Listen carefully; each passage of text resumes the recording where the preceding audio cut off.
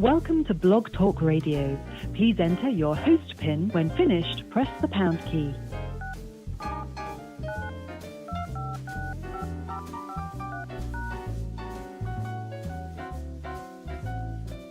To start your show now, press 1. To hear important... Your show will go live in 5 seconds. 4, 3, 2, 1.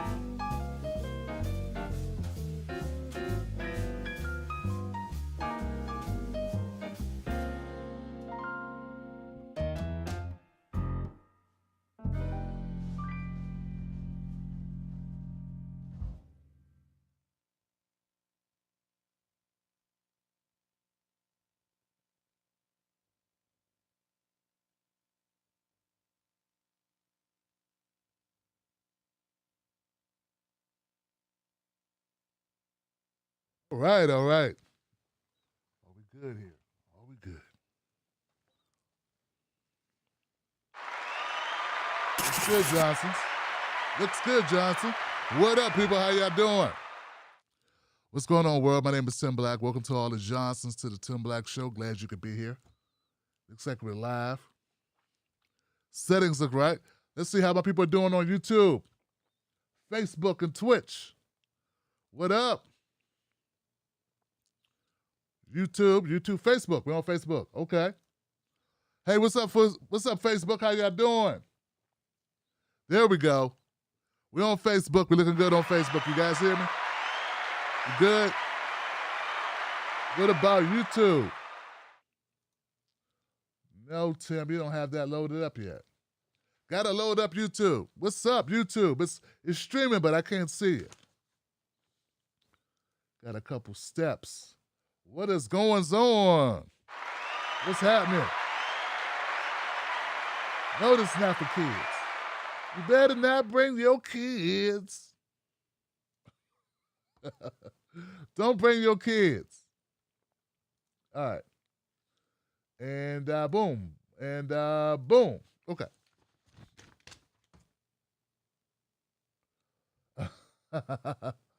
It's playing on Facebook. My man Adam says they won't let him play it. All right, guys. So what's going on? Glad you could be here tonight. What's happening? It's the Tim Black Show on Tuesdays, which means, let me get the phone number up. That means phone numbers are open. Yes, it does. It means the phone numbers are open. Now, wow, okay. Very good, very good. That's what I'm talking about. Because Lord knows I need help tonight. We got closer to 11, though. It's like a quarter after 11. I'm like, let's just go with what we got. You know, always trying to make things perfect. Always want to grab the next story. No, just go. Get out the house. It's on fire. Got time for you doing all this packing? You want to burn up? Better get up out of here. That's how it works. Okay, so the number's up. 319-527-6212. Phone number's on the board, and we're all good to go. All right, so I got a couple things. Okay, so if you're new to the show, this is a political, race, culture. We talk about stuff. Okay, we talk about the news, politics, breaking news. That's what we do. And we try to get to the root of it. And as you can see, I'm a black brother. Unapologetically black brother. Black man, black wife, black life, black strife. I don't have the protection. I don't have the complexion for the protection. Shout out to Paul Mooney. So I just do me, okay? And it's a beautiful thing, man. It's a beautiful thing, man. We just put the show together, we make it real. We keep it real. Yes, we do. We make it real, we keep it real. I'm pulling out some info, guys, real quick. So I'm wondering what topics has been on the mind of my 10 Black Wolf Pack, you know, because I got the 10 Black Wolf Pack in the house. They always with me. Y'all feel me? It's really dope to have the 10 Black Wolf Pack. And those are my folks that keep me going. So give it up for my people. 10 Black Wolf Pack, all the way around. These are the people that support the show. Now, what I'm hoping is that if you like the show tonight, that you will become a member of the show, because nothing good gets done alone. Nothing big gets big alone. And we're trying to grow the show because we think we got an important message. We have an important message, y'all, and that message is stop playing with our people. That's right, stop playing with us, corrupt politicians. Stop peeing on us and telling us water. There ain't no rainwater. It smells like vinegar. Stop lying to us. Let's keep it real. Stop putting these gatekeepers on our backs. Stop sending out these corny bastards lying to us, telling us that they got our best interest when they got their own best interest. They got their money earning interest in the bank account, in the Caymans or something. That they gave their souls up long ago for fortune and fame. They're trying to stack treasure. We're trying to get some progress we can measure. Come on, y'all. We know what time it is, and we know what their antics are about. So that's what this show is about, exposing the real and speaking truth to power. Now, I know I'm not everybody's cup of tea, but for some people, I'm just right, y'all.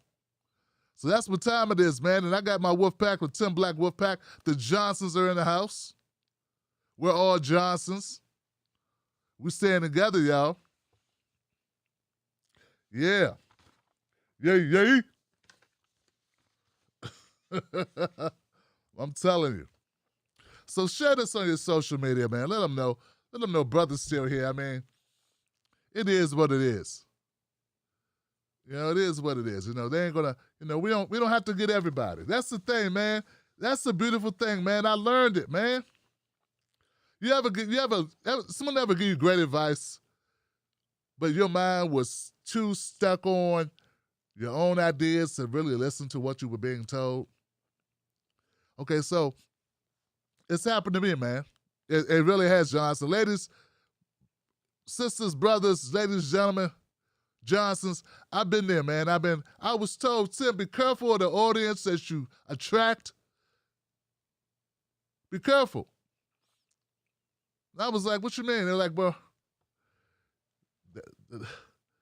the dog you bring home is the dog you got to feed, homie. Like, dog I bring home? Nah, man. We already got a dog. We good.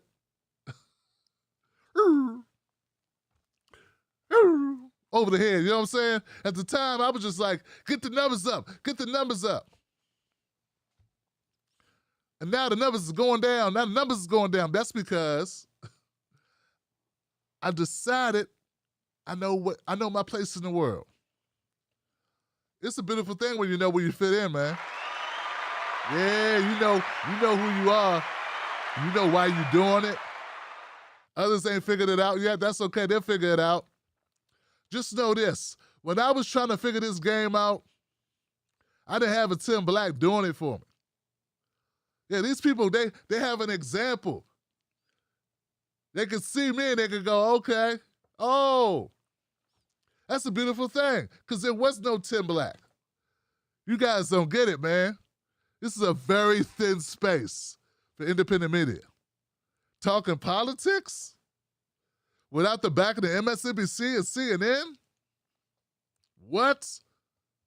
What? And caring about black issues and making that forefront? Oh, man. Exodus. They're coming out, man. You're talking about people running like roaches when the right lights came on. People start bouncing, but I'm going to tell you, man, the beautiful thing about my supporters, my wolf pack, my viewers, my fans, the people I rock with, my family, is they hit the Cash App. That's what they They hit the Cash App. No. That sounds like Willie D, my brother Willie D. Yo, man. What's up, fam? It's your boy, Willie D. It's been a long day. Hit the Cash App. Holla at your boy. Your brother, Willie D. I'm joking, man. I respect the hell out of Willie D. Yeah, that's right. That's right. And see, here's the thing. When I mention somebody on this show, it's always helpful to them because I'm exposing them to an audience that might not even heard their names before. So it's always love, man. People are, you know what I'm saying? That's how I look at it. So look, guys, I'm going to get into the stories I have tonight. Phone lines are open. We want to rock with it.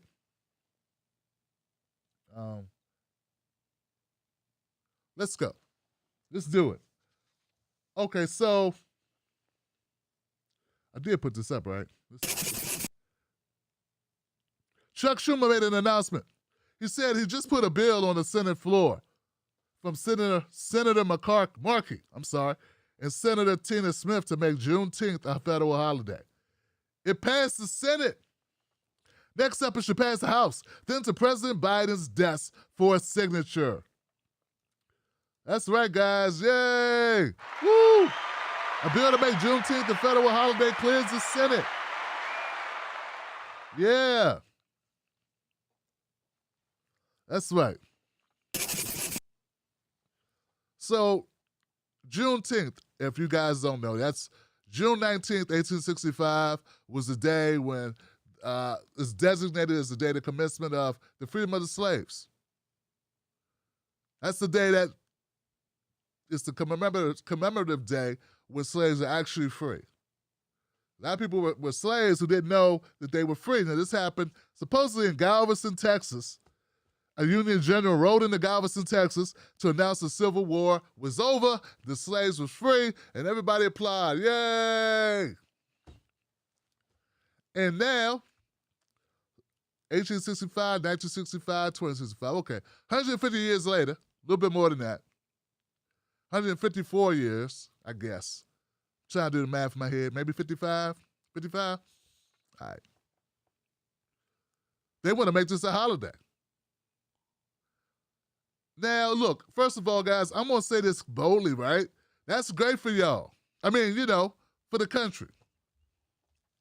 That's great for the country. They want to make this a holiday. You hear me, YouTube?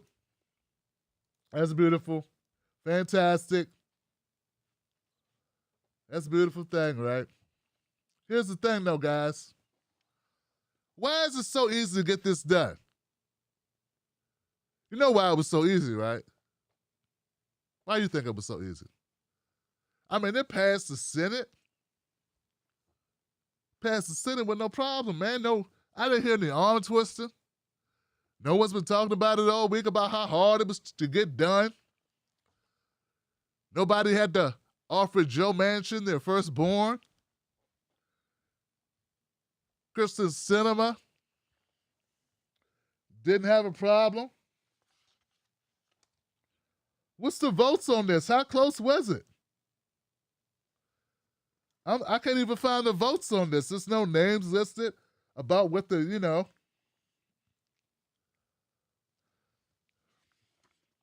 I'm trying to find out how close the voting was. Why is it so easy to get done in this Senate where we can get nothing done?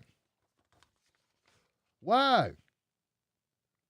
It hits now to the House. I got an idea why it was so easy to get done, guys. Because in the grand scheme of things, it don't mean shit. It doesn't. It doesn't mean, come on, guys, what's the holiday? Well, I know it's supposed to mean they respect us and now we have a place in history for all the freed slaves and that. I know.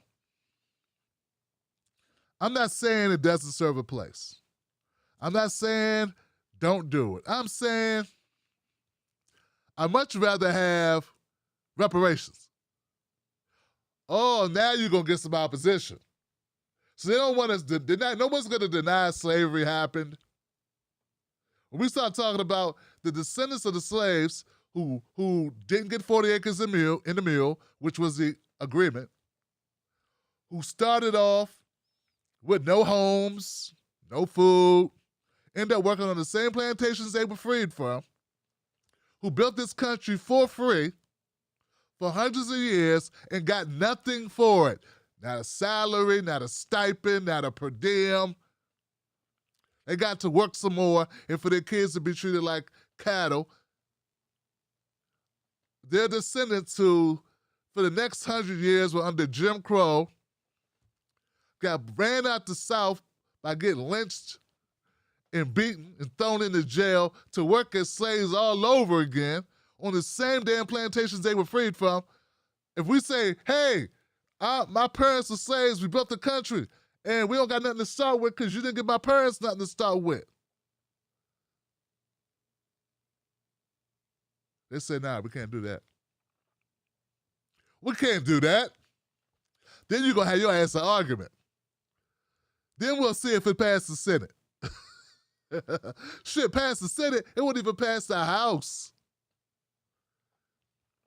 It wouldn't pass the outhouse, let alone the House of Representatives.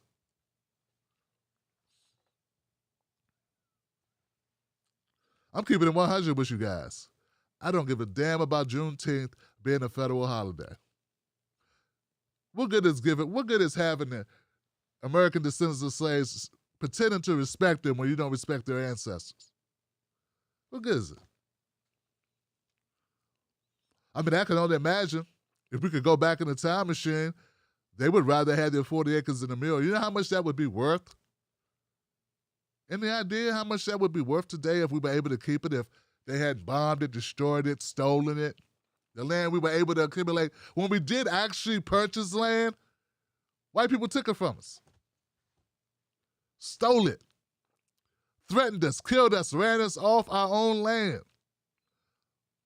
But that's why you wouldn't know that because that's not in the, people don't want that racial theory. They don't want that critical race theory in their schools. They don't want you to know stuff like that. Because that impacts today's life. People don't want you to actually know how bad it really was. Nah. If you work hard enough, things just work out. Let's put your head down and work for it. So now, man, I'm not excited about Juneteenth. It's not. How about, I don't know, we could start with, incrementally. We could go, okay, here goes free, here goes zero taxes for the next 30 years. Next 50 years, look, at least as long as we were slaves. At least no taxes. How about that? Nope, because white folks and some Latino folks, and some Asian folks, all other folks be mad. Why we ain't getting nothing? Yeah.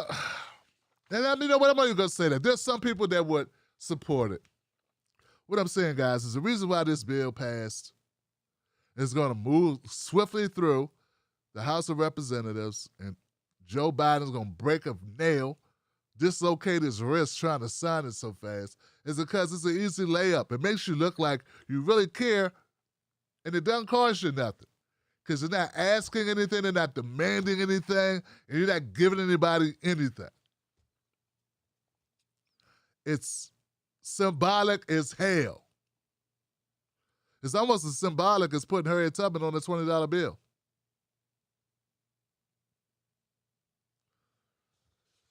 So, you know, I don't want to be too reductive in this, in my analysis, but instead of making Juneteenth a holiday, cut the check. That's all you got to do. Cut the check. Or give up some land, come up some of the stock of some of the corporations that are still in business today that didn't give us shit for making them multi-million dollar, billion-dollar industries. That are still in business today. No, right? Yeah, I know. I know. That's divisive.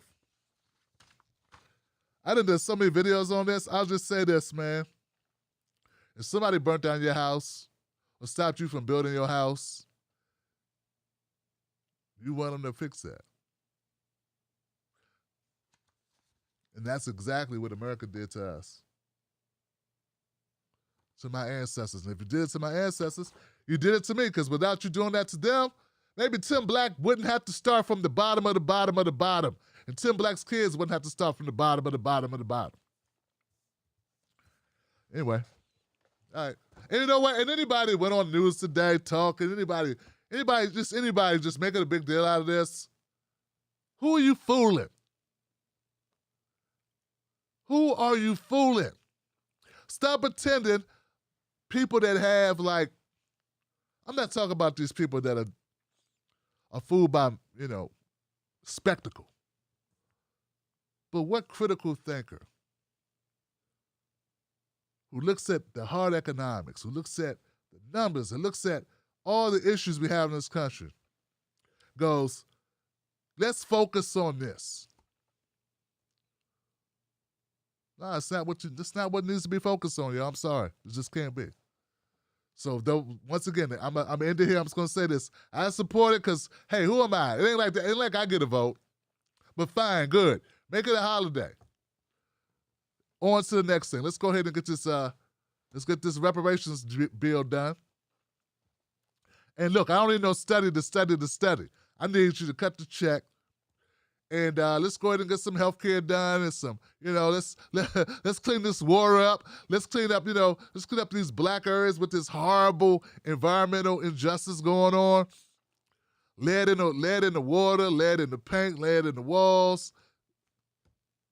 Nothing, huh? Nothing. All right. Thought I'd try, since you really care. Chuck Schumer. We did it! Sit down. All right, let's move on. I'm sorry, let's move on. Hey, guys, I thought since Joe Biden announced that the pandemic's over, I thought this whole thing about masks, I thought people would calm down. People are still fighting over masks. Look, not everywhere in the country have they lifted the mask mandates yet. It hasn't been lifted yet. I still wear my mask. People are still hurting each other over somebody not wanting to wear a mask.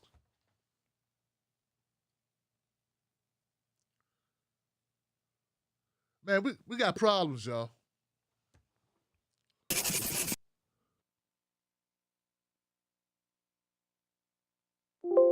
Playing out in DeKalb County, Georgia. Authorities say the suspect argued with tonight news of a deadly shooting at a grocery store. Authorities say over masks. A cashier did not survive this playing out in DeKalb County, Georgia. Authorities say the suspect argued with the cashier over not wearing his mask. They say he then pulled out a gun and opened fire, killing her. A shootout then erupting between the suspect and an off-duty deputy. Both men were wounded. See what I'm saying?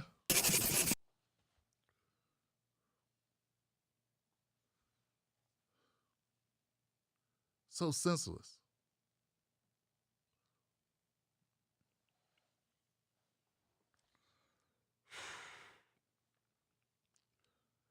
Cashier's dead. 2 people are in the hospital, wounded after a shooting broke out following an argument inside a Georgia store over COVID-19 mask policies.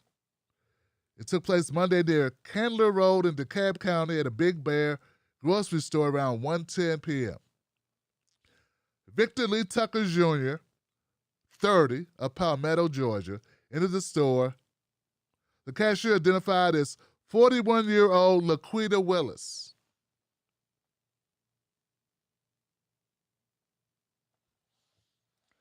According to the police, Tucker, who was also wounded in the incident, is still in the hospital and is expected to survive. He faced charges of murder and 2 counts of aggravated assault. Tucker allegedly got into an argument with the cashier about wearing a mask while he was checking out his items. Tucker left the store without making the purchase, but immediately returned inside. Tucker walked directly back to the cashier, pulled out a handgun, and shot her. An off-duty officer, who was a veteran of the sheriff's office, pulled his weapon and opened fire on Tucker. Tucker was hit by return fire and struck the off-duty officer twice. The cashier was pronounced dead at Grady Memorial Hospital. The deputy was taken to Atlanta Medical Center, was in stable condition. Tucker was arrested by officers who allegedly tried to crawl out of the store, was also taken by Grady and listed in stable condition. Indictments are pending.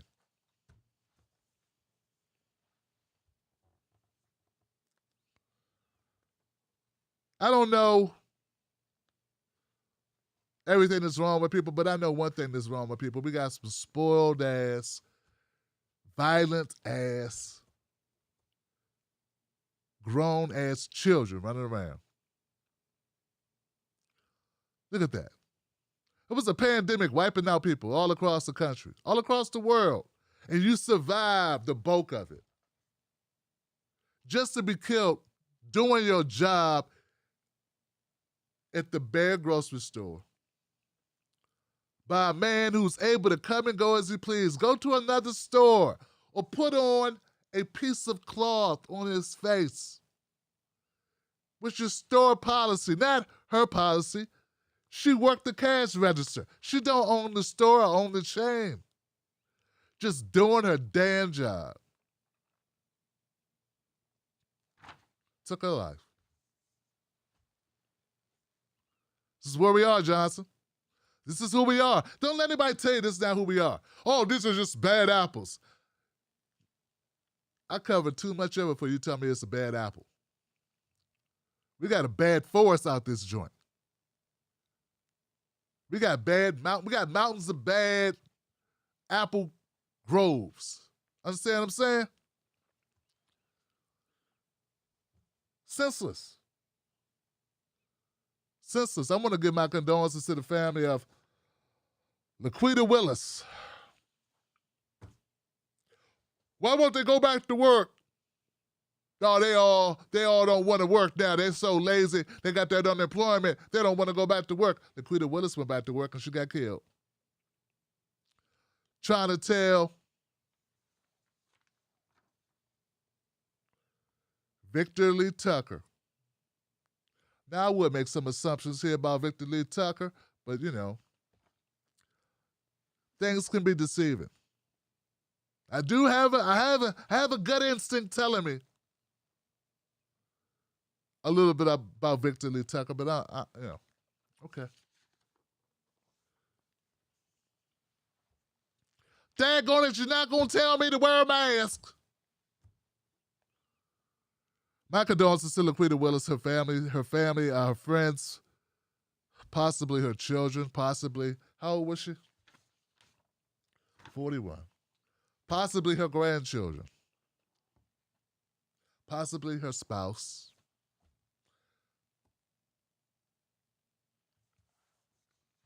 So it's just disgusting, y'all.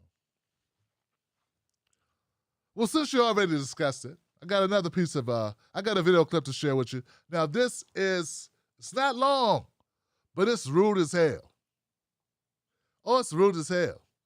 It's a Karen in Ross. A Karen went into Ross to buy something. I don't know exactly why she went off the hinges. I don't know what prompted it. All I know is a person in the store started filming. Because Karen lost her damn mind. So this clip is going to have some expletives. That means they're going to curse. She going to curse.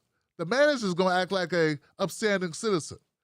But Karen will not act like an upstanding citizen. She's going to act like Karen, okay? Bigger than Karen in the Ross. So now would be a good time to turn down your volume because it's only like 40 seconds. Okay?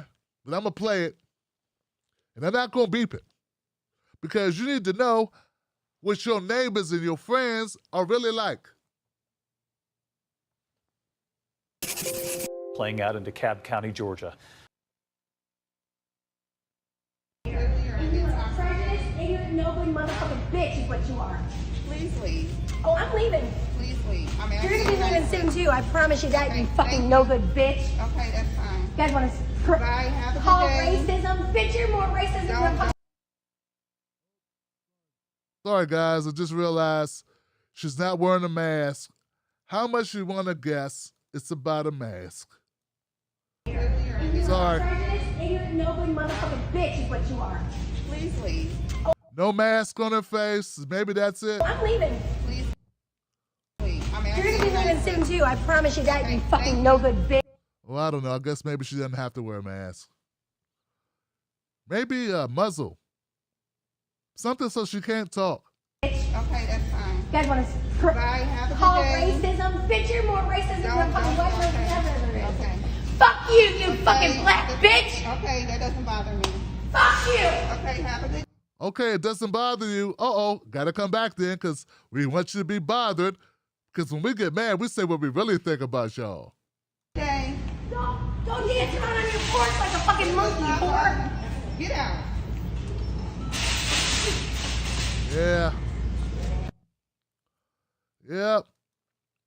Yep. That's what happens, John.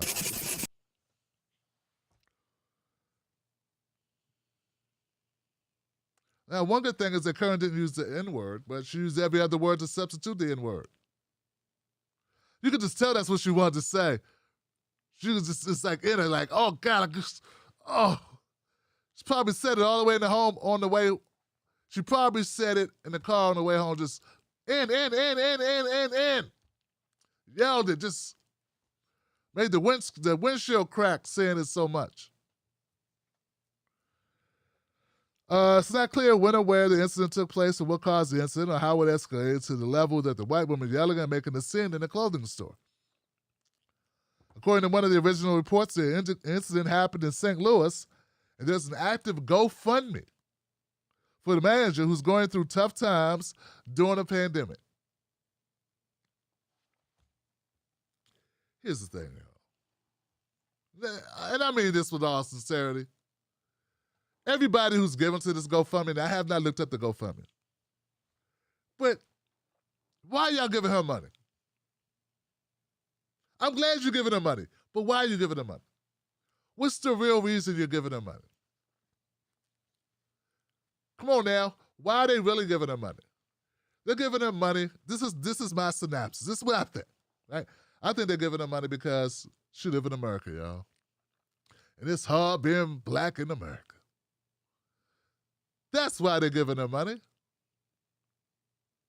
Yeah, you know, these people don't want to give us reparations. They don't want to give us compensation.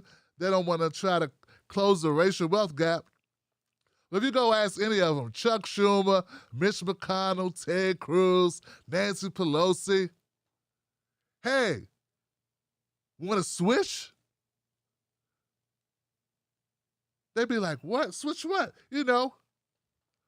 Switch colors. Just for, I don't know, 6 months, a year, Really get used to it.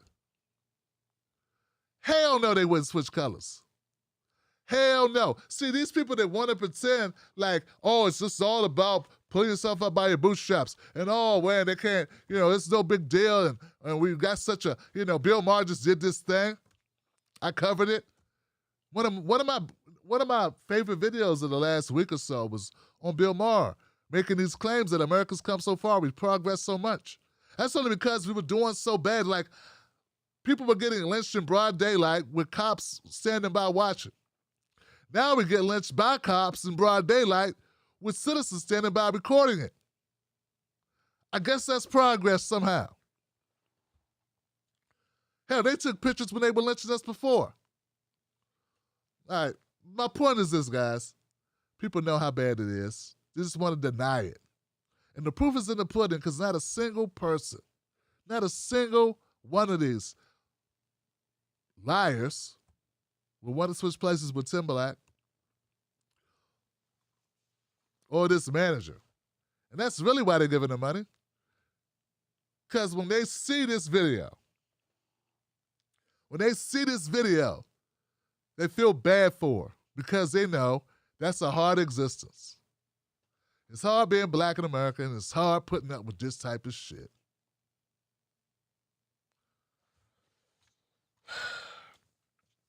Hey, I'm not saying everybody has to put up with it all the time, but it's always there. It's always there. It's like when people get mad, it comes out. You know how many times I've had to deal with this myself? People get mad, their colors really show. That's when you know what's in their heart. We're all contaminated with racism, to a certain degree anyway. I mean, we all grew up in this country. Black people looking at black people all jacked up because they've been conditioned to hate themselves and hate each other because of where America said. I mean, ever since we were kids, we're taught that white's better than black. From everything we see. It's just, it's a cost. It's the cost of being an American. People say it's like that all over the world. I don't know. I haven't been all over the world. I've been here. I've been in America. I don't know, guys. This black woman handled it well. Doesn't mean it doesn't bother her. Doesn't mean she, it doesn't upset her. Doesn't mean it doesn't make stress in her life. So I appreciate the people that, who feel moved to do something to help her out. You know what I mean? I appreciate that. But when I say this feeling that she feels, a lot of us feel that all the time. That's not unique to her. It happens. You know how many times I've been called that on my own show? Some of you have been here, listened to the show, and heard people call me it live on the air in front of the whole world. Memorialized. It's no GoFundMe. If you did a GoFundMe for every black person who was called the N-word or something close to it by some pissed off white person, I mean, that'd be a lot of money. That would be a reparations because that shit happens a lot. I got stories. Yeah, when we moved to sort of a desegregated area, you know how they had those fundraisers in school? When I was in junior high, I had fundraisers for candles. It wasn't that many black people in our neighborhood, but there were a few. And I accidentally went to the White House. I went to the wrong house, Johnson. Yep. I still remember that I was 13 years old and knocked on the door. It was just a screen door. That told me everything, right? It was a white guy in there with no shirt on. Who is it? I said, hi, sir. My name's Timmy. I live next door. You guys want to buy some candles, sir? He said, what? I knew I should have left, right? But I'm dumb, selling my little candles, trying to make the little bonus, get the little prize at the end of the prize, you know what I'm saying? Get the, reach the threshold amount to qualify for the special giveaway after they pimp the hell out of us kids. They said, oh, we don't have no ends here. No ends. Get off my porch, N-word. Yeah. Fun times. I wish we had GoFundMe then, boy. I did a GoFundMe. I did all right. GoFundMe. That was like the late 80s, something like that. 80s. Yeah, late 80s. 85, I think. Anyway, guys, I won't update you to this unless they lock her up and she does something stupid. This is so random but also so frequent. I don't even know if it qualifies as being really like news. I don't know. It's the vice of Tim to talk about this stuff. No, it's not. It's what happens. It's life. That's a lot of restraint that sister had, man. Boy, a lot of restraint. Oh, God. Talk to my wife. Talk to Mrs. Black like that. Woo! Mrs. Black, boy, I had to stop Mrs. Black from going Rambo on that ass, boy. I tell you. Woo! Okay, that's it. That's all. I only got 3. That's it. That's all we got. That's it. Look, the phone number's up. Phone lines are open. Why is it so? Do I have all the lights on here? Do I have all the lights on here? Who am I talking to? I mean, wow. Okay, guys, phone lines are open. Might as well take phone calls. It is what it is. Wow, man, YouTube is making sure I don't reach people. They have really done a good job of shutting me the hell down. Haven't they? How many people used to come here? Anybody else notice this? Come on, Johnsons. We used to do so well. I remember, but Mrs. Black said, Tim, don't think about it. Don't worry about it. It is what it is. It is what it is. I'm glad you guys are here, though, man. We'll just fight through it. We'll just fight through the drama, won't we? That's what we'll do. All right, guys. I'm going to phone calls because, hey, we can't be the biggest. We could be the best, right? Let's do that. Let's bring on the phone call. We got an 816 number in the house. 816. You're live on TB Tuesdays. The phone lines are open. 816, what's your name? What's your comment? Hey, it's him. My name is Evan. I've called in before just because I'm a huge fan of your show and what you do and your message, and I'm glad I at least I consider myself part of the wolf pack. One of the things that really been frustrating me personally lately has just been the whole rhetoric around like a lot of like black women in power, specific like the vice president or like some of the members of the squad.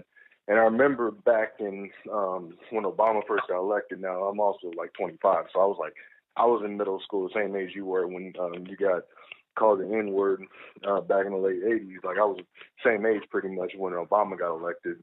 And I had a similar experience too growing up in Lee Summit, Missouri. But that's another story for another day. But I remember being in that place at that time thinking like, we got to protect Obama. We got to we got to rock with this dude. But even at the time, I'm like, and I didn't have like between middle school through high school and college, I'm just like, this dude really isn't like doing anything. And Cat Williams said it best. He was like, black people are like this close to like really like saying like, yo, what the hell are you doing? Because you're not doing anything for us. And like on one end, I want to like respond and I want to like, you know, call out. I wanted to call people out, but I mean, at the time I didn't have my own political identity. But now that I do, you know, I see the vice president, and it's just like, no, like I know what her politics are, and like, and as a progressive, damn, like negative, like nothing about her is progressive. The only thing that's like good is like the symbology of a black woman being in power, and I can tell my daughter that you can genuinely be anywhere you want to be as long as you set your mind to it. Like that's great. You know, I'm a black man. I have a black wife and black children as well. But it is kind of frustrating because it's like, here we are in this position, and I feel like I can't just come upside the vice president's head like, oh man, you know, you can't get it together, because every conservative news outlet will come at her real stupid on the dumbest of dumb things. Like, there are legitimate critiques of her policies on finance, her policies on weed, all the way back to her time as a district attorney when she was district attorney in the city of San Francisco. Like, there are some issues and some problems back then, and I'm just like, those are legitimate critiques if you're gonna have. And I mean, then again, I am indeed a progressive, so it's like, of course, I'm gonna see that, and I'm just gonna want to call it out. And like, on one end, I'm like, okay, I'm gonna hold my guns, because here I am hearing these people complain like, well, it's been 83 days and she hasn't been in the border. Like, who the hell cares? Like, bro, like, that's not, like, that's the dumbest, like, that's all you got? Like, that's dumb.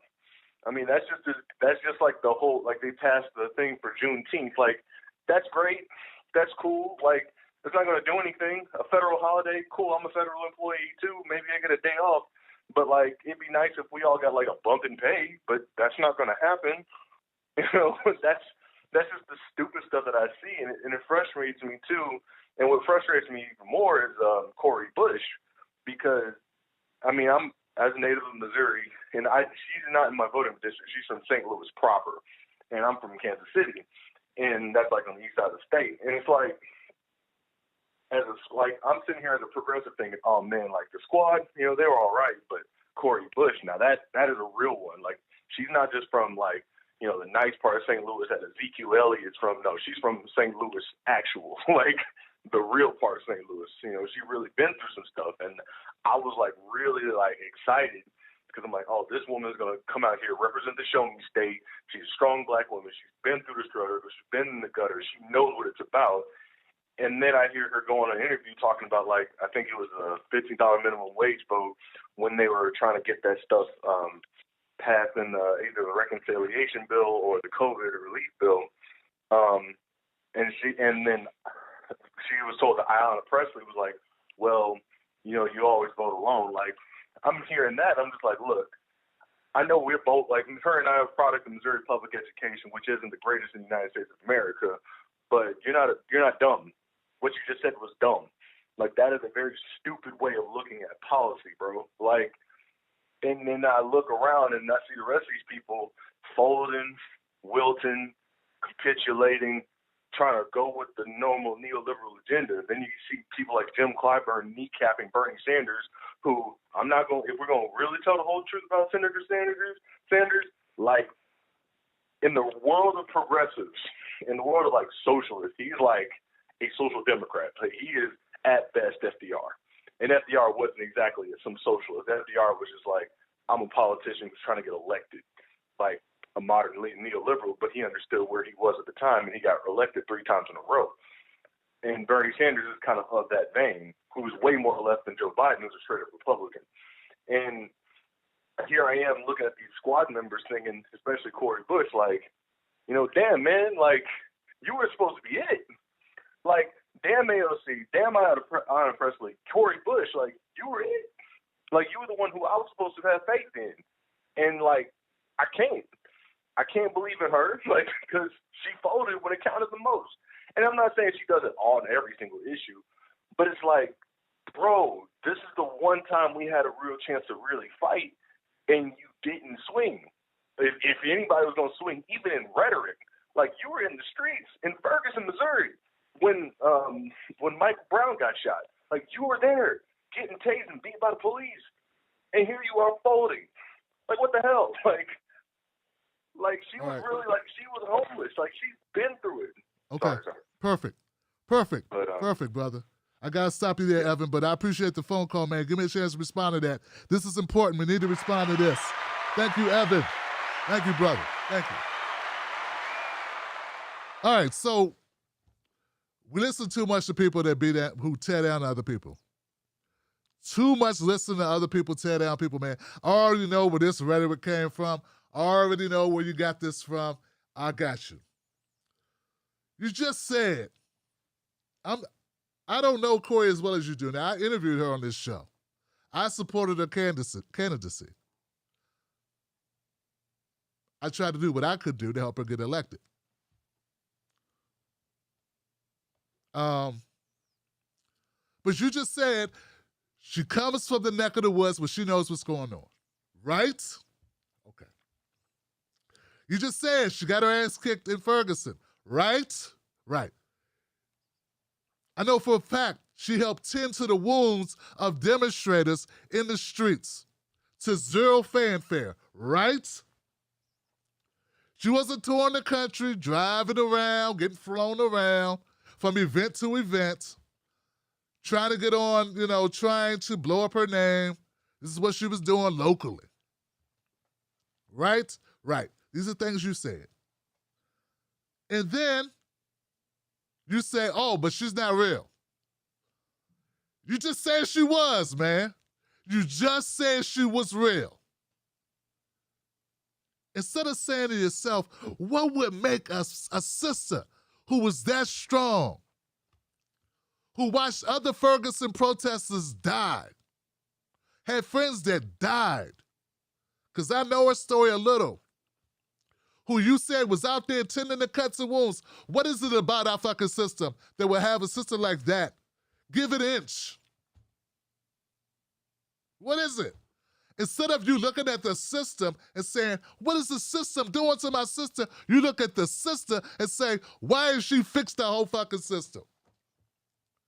And I'm telling you, that's the wrong way to look at this thing to begin with. Man, one person is not going to go in and fix this whole fucking system. In fact, I question if it can be fixed electorally. There's some things, look, we have to use politics because we have politics.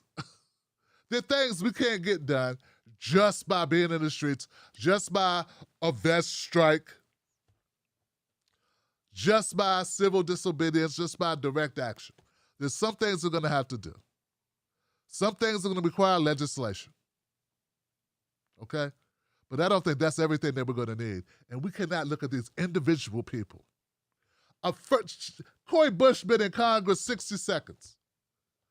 And the minute she doesn't do what you want, you go right with a talking point that somebody's already said about how horrible she is. They were saying, there were people shitting on her before she even got to Congress. I wonder why they did that. So why is it the system so pitted against progressive candidates? And then we got these mouthpieces who are so pitted against progressive candidates, who say they support progressive candidates. Why is all this happening? At some point, brother, we got to take a step back and kind of look at the terrain and kind of figure it out. I don't believe everybody is an honest actor. I don't believe this is all by accident.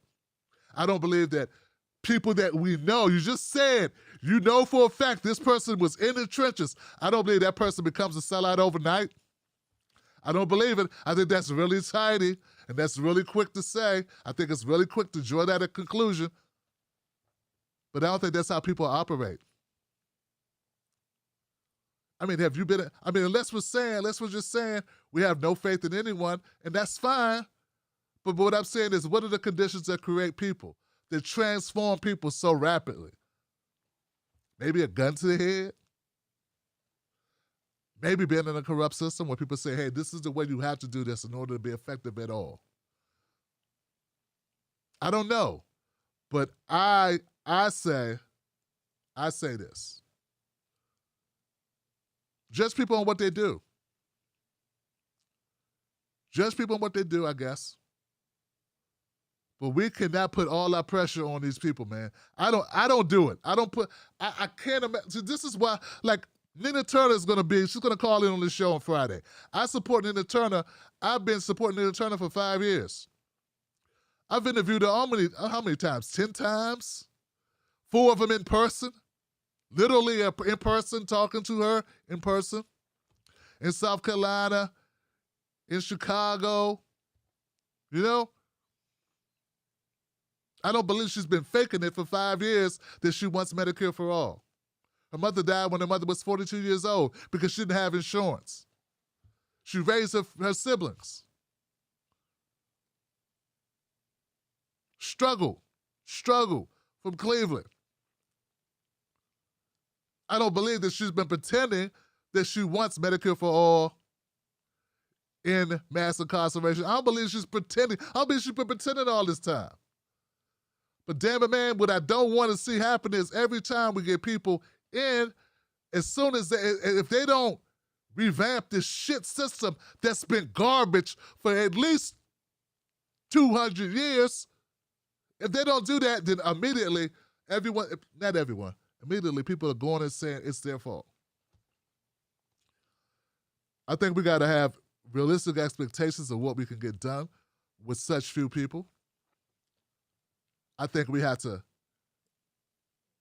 look at this for what it is. Everything ain't going to be able to get done by just electing people.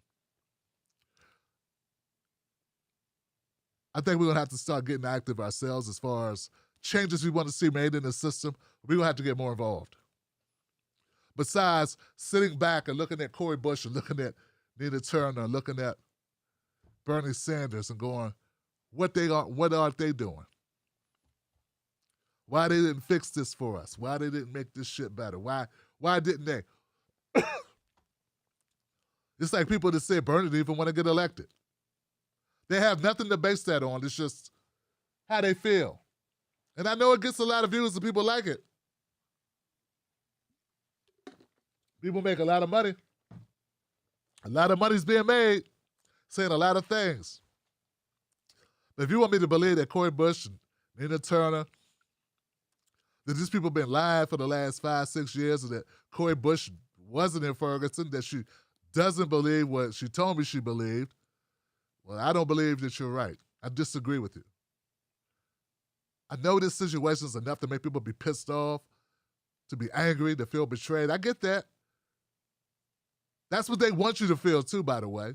They want you to blame the system on the few people that actually, I think, give a fuck.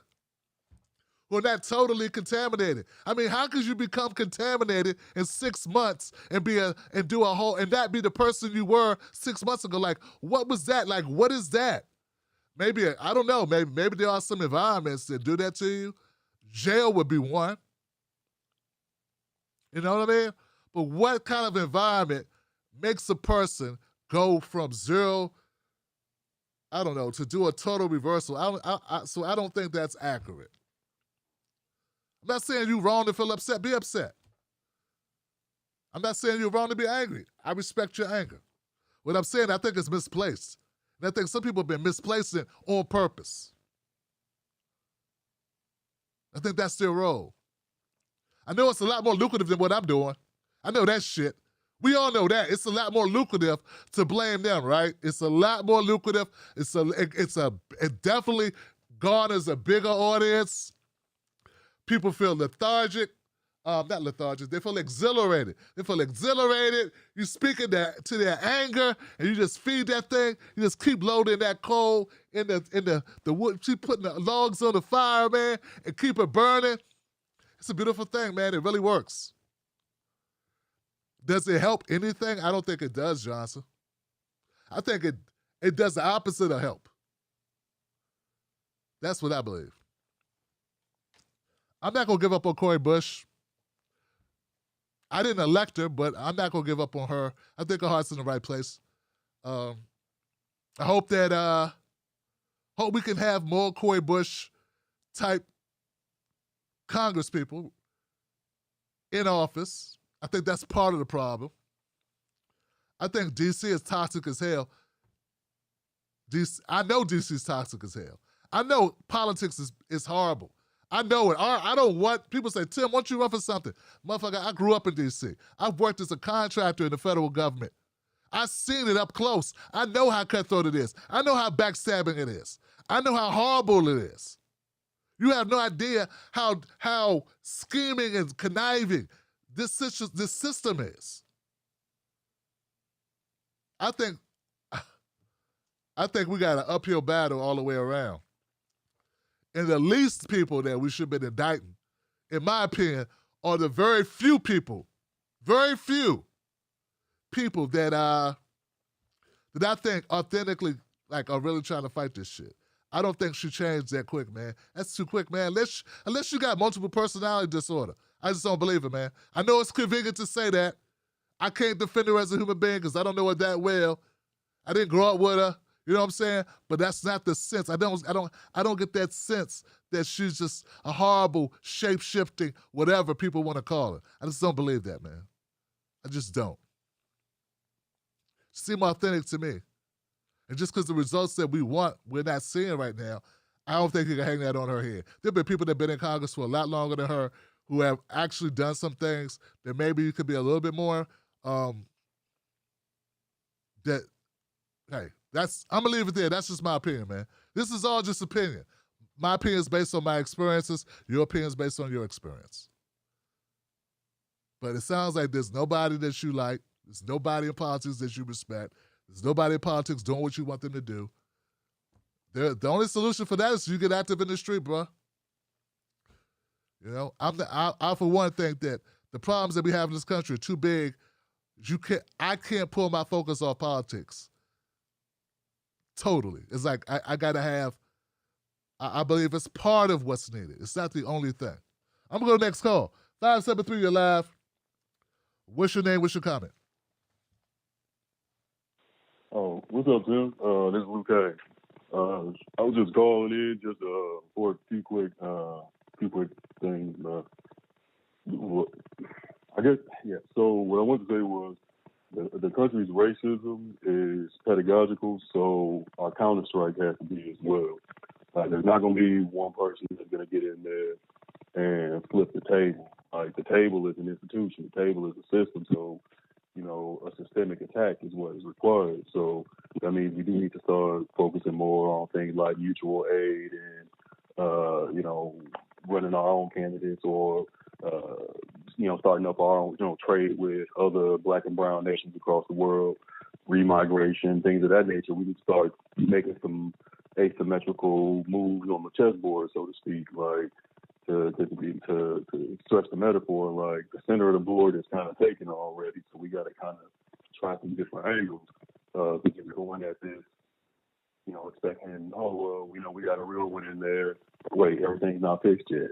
No, man, because you would need a significant majority of them to be real ones. Like, that's kind of how this is set up. Unless of course you are a Republican, and then or a Dixiecrat, in which case there's only, it only needs a couple of you in there. You kind of don't know if it all works because it keeps the two at a time going. Because right now, it's crazy to me how much, and no, I'm not defending Mexican, I don't want to sound like that at all. What I'm saying is it's crazy how much focus is being put on them, like it's not 6, 7 other Senate Dems in the mix that need to get out the paint. And on the left, I don't see a lot of concerted effort to primary all of them, to primary Schumer, to primary Biden-Harris, or at least mounting a viable threat to, because it's pretty clear to me that that's the only thing that's going to move these people. Like, they ain't moving. They are not in the business of giving us shit. That much is clear. So the only thing they care about is maintaining their seat of power. So you got to threaten that. Otherwise, like, ice skating uphill type shit. On the reparations subject, I personally, when I always jokingly say I'm a run for president, I say part of my platform would be turning over the state and national parks and like 3 states worth of land to the indigenous people. 3 states of land worth of their choosing. Black people get 40 to 60 acres each, which hopefully we would all aggregate and pool and basically like quarter off, get a section off a couple states for ourselves somewhere, probably, south of the equator, or, I don't know. It depends on how everybody feels like getting down. That's something we need to talk about at one of our secret black meetings that white people swear we have. Where I swear, like, they really think we do because they think that we must all be coming together in secret to come up with this big elaborate lie about the police beating our asses and racism in America. Like, and I know I'm about to replace police, but on the subject of racism in America, like with regard to when we do get people who get a seat at the table, like, I know it is a balancing act to hold them accountable and have cultural pride at the same time. But I always harken back to put your own life preserver on first. Like, they ain't dealing with no more significant racism at their job than you deal with at yours. That's what I have to tell myself. I'm like, yeah, Brock is dealing with racism at work, but I'm working third shift getting called nigga at a Winn-Dixie. Like, and I can't just reach across and strangle this little cracker. But I'm supposed to be like, well, Brock got it rough. Man, I got it rough. Like, so, I mean, when he had somebody say some racist shit to him, he can go cry. He can go literally dry his tears with dollars. I gotta fucking get, I gotta just go home. I just gotta let that shit roll off my finally sculpted back. but back to the reparations thing, I was also gonna say that all black people, all black people should get free, should get stock in any company that can be verifiably tied back to the slave trade and free tuition at any university that has. And if America isn't an inherently racist country like some out here Joe Biden said it was, then that really wouldn't be that many institutions and universities or anything like that. Now would it?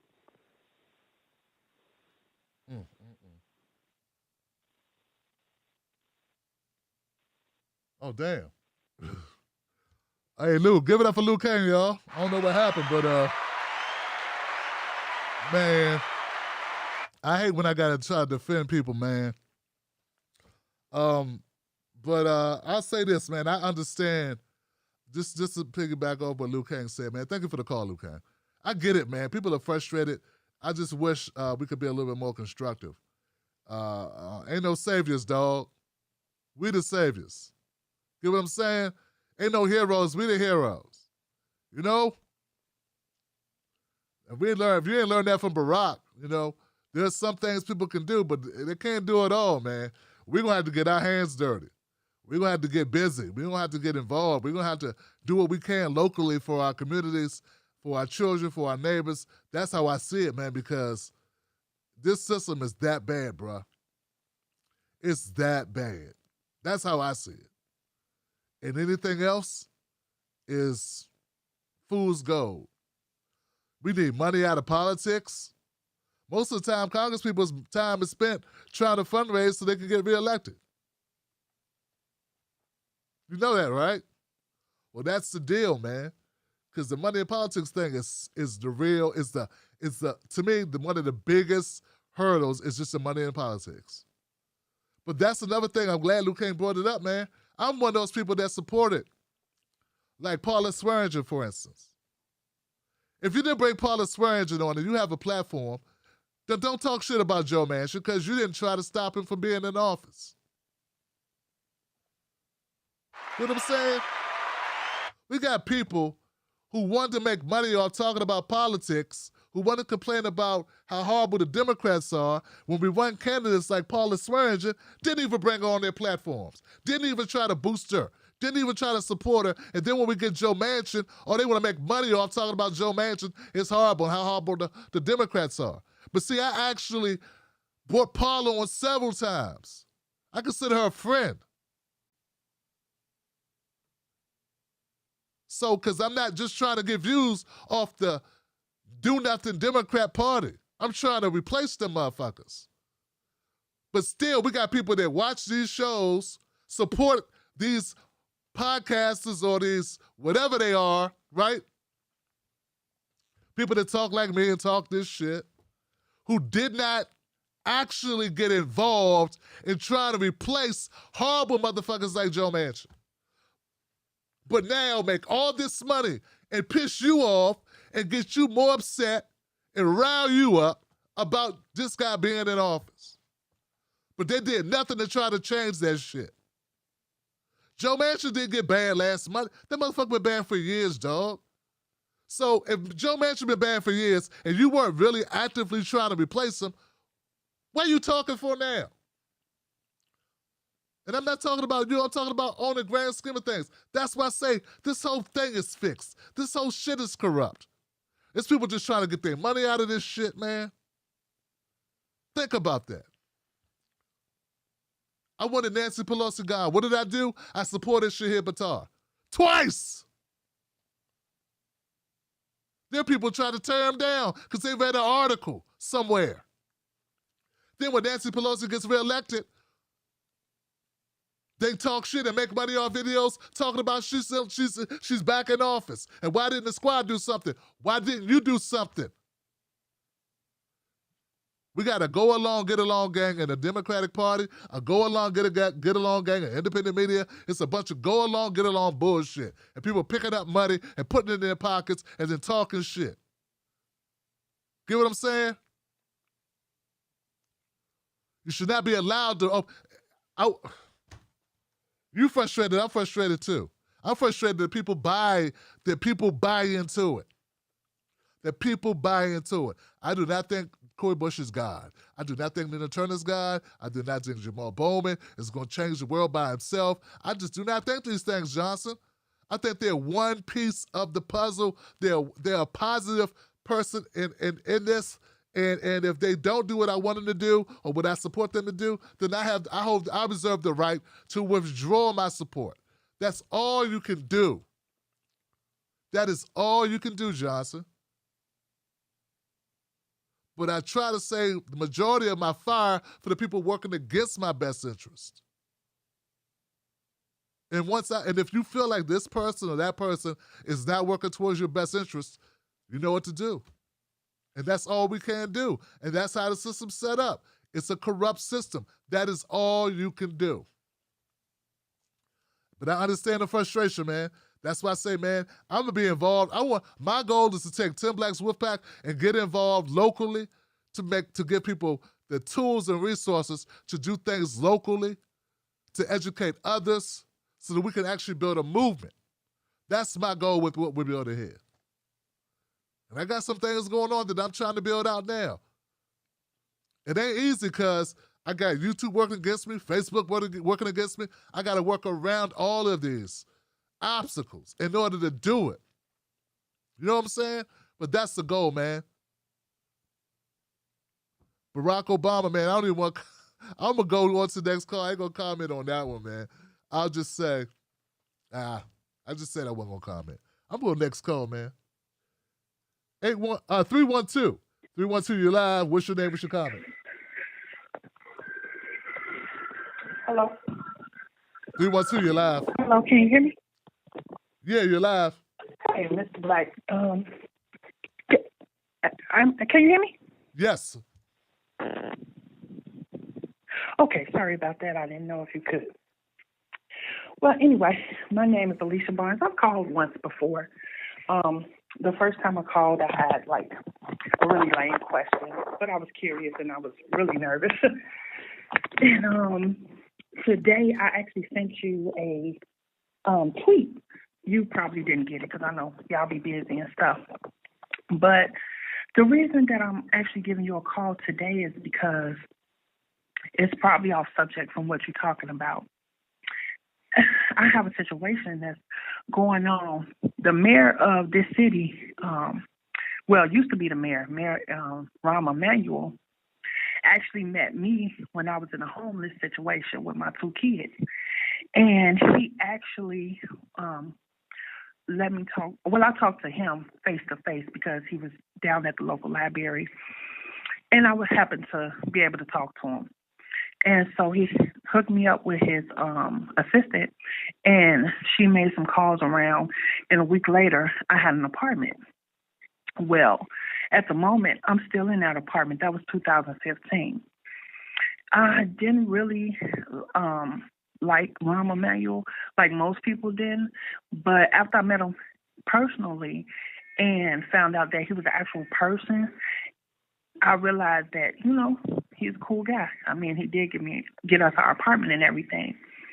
So to make a long story short, I remember seeing Barack Obama on some interview. I don't really remember which one it was, but I do remember him saying that politics is a business, and it seems like, to me, that's how they treat it.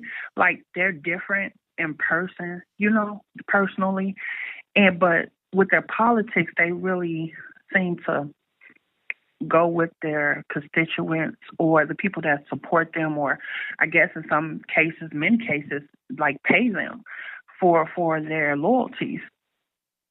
And so the reason I bring all this up is to say that at the moment, and because I know for the simple fact that I listen to you, and I know that you really care about like women and children and stuff like that. So at the moment, there's not a sob story or nothing like that. I was homeless with me and my 2 kids, and I had an aneurysm right before I met him. So we got this apartment, and I've been able to work myself into going back to college and everything like that. So at the moment, it's a difficult situation because I'm like going to court right now because of our neighbor upstairs is causing harassment. And I would like to have any information that can help me in this situation because I really don't know what to do. Legally, I'm feeling pressured to move because the situation is very difficult to deal with. I've been dealing with it for over a year. I have documentation, I have recordings, I have everything, but I don't have anybody to help me legally. So I was just hoping that I could put that out there and maybe leave my email address, and maybe somebody can, send me some information, because I know having many heads and thought is better than having one, especially when, I have an autistic son and I'm trying to do everything. Like I said, it's not a sob story. It's a real story. And I'm just out here trying to make it like anybody else, but I do need help. And I don't have a lot of friends or family that I can turn to. So I was hoping that I can get some professional advice from, some people that may have it other than I. And that's why I'm calling tonight. And I thank you so very much for allowing me to, tell my story and everything and to get that out there for whoever that can help me. I'd like to leave my email address if you don't mind. It's my first and last name, Alicia Barnes, Alicia, last name Barnes, Barnes, the number 74 @gmail.com. And if you have any information legally or legal places that can help me in Chicago, I would appreciate it so very much. And thank you, Mr. Black, for giving me the time. You got it, Elisa. Thank you, baby, for the phone call. I wish you well, and I will definitely put that out there. And everyone just heard you, by the way. So, yeah, I'm going to repeat that for you. Folks, if you have any information for Alicia Barnes, 74 @gmail.com, send that to Alicia Barnes, Alicia Barnes, Barnes, the number 74 @gmail.com.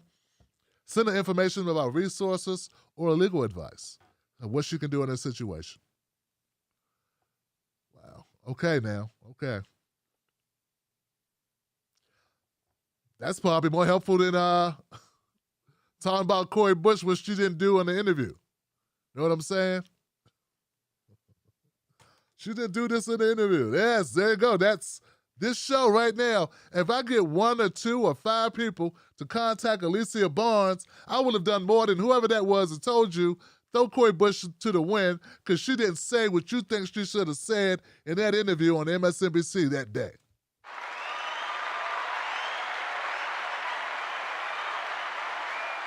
Just saying, dog. That's what I'm talking about. And that's what I'm talking about.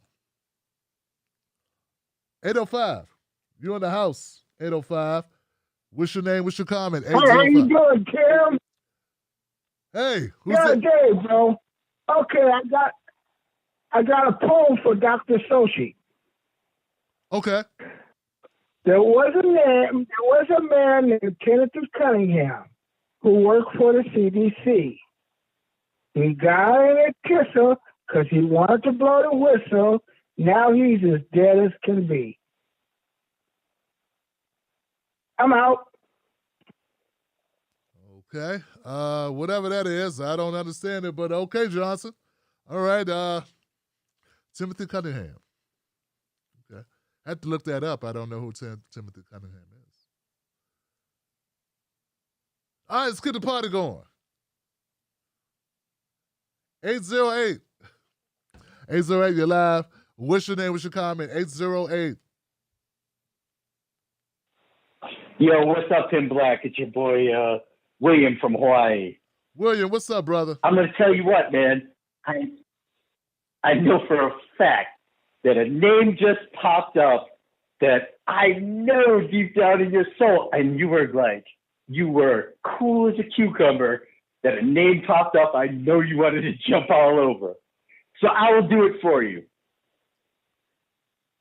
People, and I understand the idea that when a horrible person does something decent for you and helps you out, you feel beholden to them. You feel like, oh, maybe they are a decent person. But I will tell you, if Rahm Emanuel was actually a decent person, that sister would not be in the situation she is now. He handed out a little bit of a tidbit rather than solving a problem or coming up with a solution. He just handed out a little bit of nicety that he can run on and tell people that he did and he's a decent human being. But the bottom line is that MFer is a snake, period. And I just wanted to throw that out there real quick. Going to Cori Bush. In general, all the young progressives that are coming into office, what people don't understand is, you can be an activist. You can be an organizer. You can have years of college, but there is no course that you can take that can prepare you to become a member of Congress. There is no course. And I just started about a month ago looking through the congressional rules. Brother, the rules for Congress are like the size of the Webster's dictionary. And automatically, especially if you're a progressive and you come in and you refuse to take PAC money and you refuse the special interest, you are far behind all these old-ass elitists, Nancy Pelosi, Mitch McConnell, Chuck Schumer, all these assholes. You are so far behind because you have no staff that is professional. Your staff is what you can pull together. All of those representatives have teams of lawyers that are given to them to serve as their staff. And these aren't like, run-of-the-mill nobodies. These are like big-time corporate lawyers. And the concept that if anybody thinks Nancy Pelosi or any of them pretty much is sitting down writing legislation, they are sadly confused. All of these, 4,000-page bills are already on the table. They've already been written, and they're just waiting for the opportunity to use pieces of legislation that have went through committee to throw together to add to the crisis of the moment. Now, one thing that the progressives have done, and it goes under the radar because it's very hard to see, but some of the deals that I know AOC, I know Pramila Jayapal, I know Cori Bush, one of the things they have done quietly that you don't hear about in the press is they have bargained to have things put in committee and go through committee, which is a huge deal because what happens is you don't see 3-page laws ever passed. You don't see things make it to the floor that are 3 pages long that are important. What happens is they take these things that have made it through committee and they put them in a basket.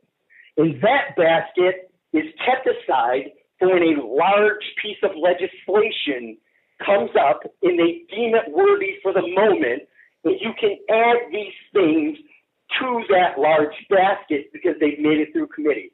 Now, if you come in and you're a young congresswoman or congressman and you have guns blaring, you can write all the pieces. Tulsi Gabbard is the perfect example. Tulsi Gabbard put forth 9 million pieces of legislation, but Nancy Pelosi never allowed a single piece of that legislation to go to committee, where so it ends up dead. It's just a written piece of paper that Tulsi Gabbard can brag about and say this is a wonderful thing, but it doesn't mean anything. But if you look at some of the younger progressives that are in Congress right now, they have had pieces of legislation that are put forth to committee, and now they sit in the basket and are eligible to be put into a bill. And I know that sounds confusing, and I know that's a huge pain in the ass, but it's just the fact. And I say this to sort of jump on the back of what you were saying. Everything you were saying is absolutely true. None of this is going to happen overnight. And none of these young congressmen or congresswomen are going to be able to jump in there and do anything. Right now, they are scratching and clawing.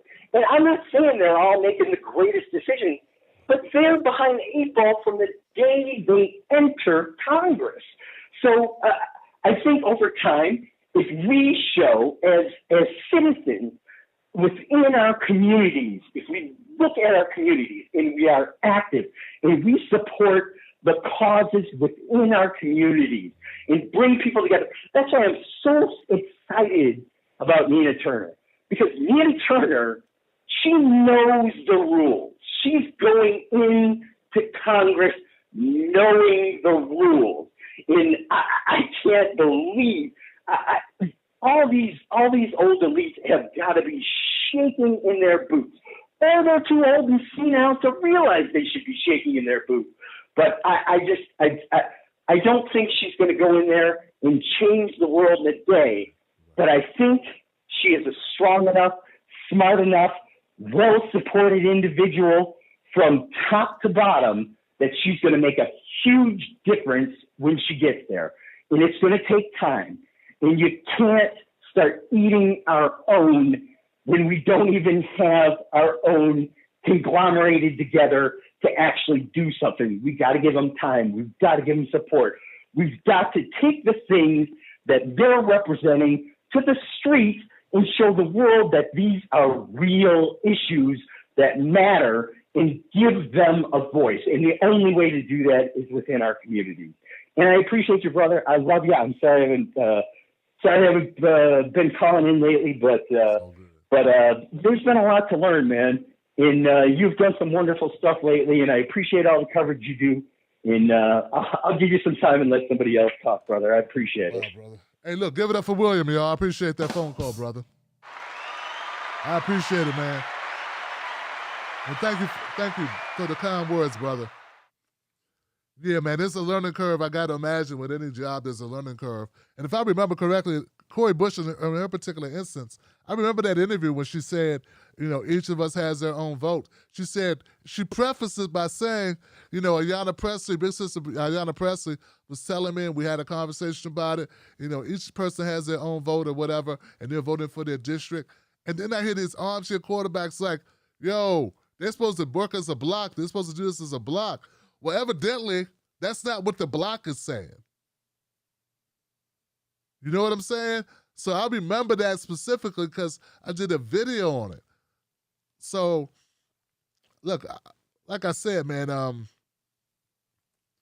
it's tough, man. I understand that. In fact, that's probably why a lot of people don't follow politics.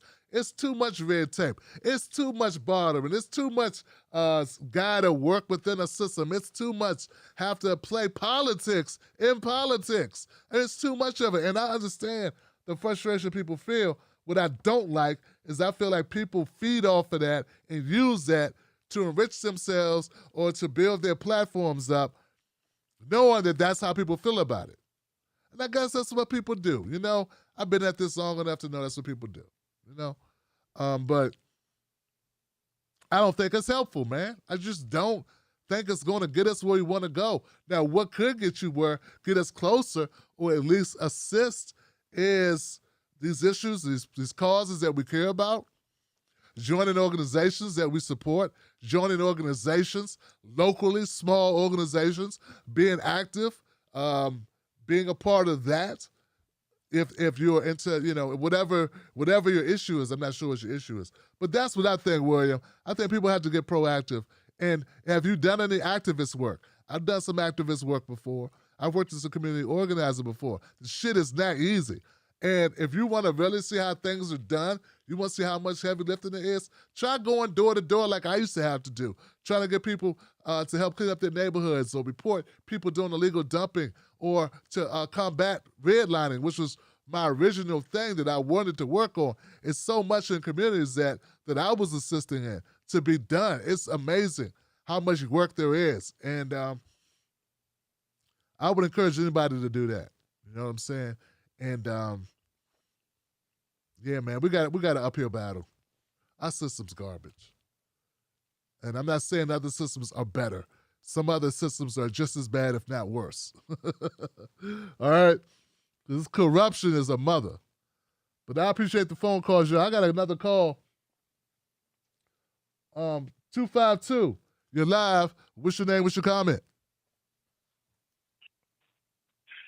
Hey, Tim, this is Fred. I haven't called in a while. What's going on? I wanted to call and talk about the recent bombing. Hello? Yeah, go ahead. Hello, can you hear me? Yes. Okay. This is Fred. I wanted to call and talk about the recent bombing of Gaza.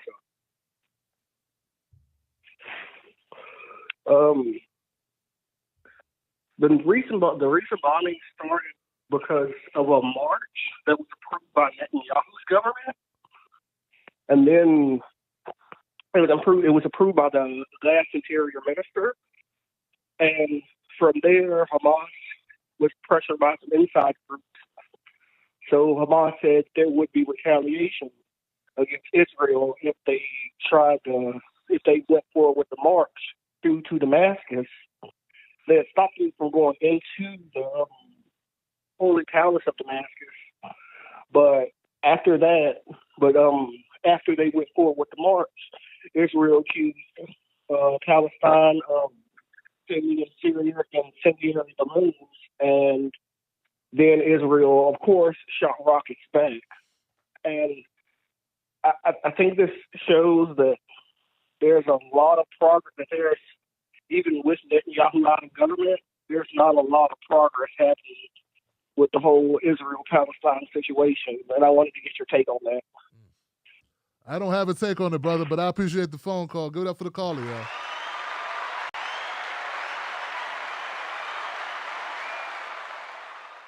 All I can say is I support the Palestinians. I detest bombing civilians, and that's what I can tell you. I'm not, obviously I got a lot of things going on, and I just have not been following the recent bombings to any extent. But I'm sure there's a number of YouTubers that have been following it. So there you go. Anyway, what we were talking about. Yeah, just, I guess, I don't know, man, maybe we just do a workshop on politics about actually getting shit done in this political system. Tough. All right, guys. That's really all I got. It's not too bad. About 2 hour show tonight. That's not bad at all. I want to thank everybody that called up tonight to support the show, and people called up and gave their opinions on issues. I don't know, man. Barack Obama. It's a system, man. It's a system. All right, so I did not already announce this. So Friday, we have a special guest. Senator Nina Turner's going to call up to discuss whatever she wants to discuss. I'm just going to let her call in and just open up the phone for her to call in, and she's going to talk. She wants to talk to you guys. How about that? Yeah, so that's nice. That's dope. And maybe she'll give us some updates and just be Senator Nina Turner, be SNT, man. So I'm looking forward to that. And I'm glad she's choosing this platform to give us a holler. Because I've been doing so much talking. Let her let her talk for herself. What else? I've been putting out a lot of content. You guys know it. So come through the YouTube channel, check it out, share it with somebody. Thank you for joining. Thank you for being a member. Thank you to my moderators. I appreciate y'all for supporting this show and doing what you do, trying to keep things civil. Thank you for the people that have supported the show, both with your time or with your effort or with your, with a couple of dollars. Or I see Silly Boo came through again. Silly Boo, thank you so much for supporting this show. Also, Adam says, Facebook's not working, so he's watching it here.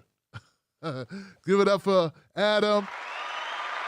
Give it up for Sheldon Hughes and for Evan Morton. Evan. He's our first caller.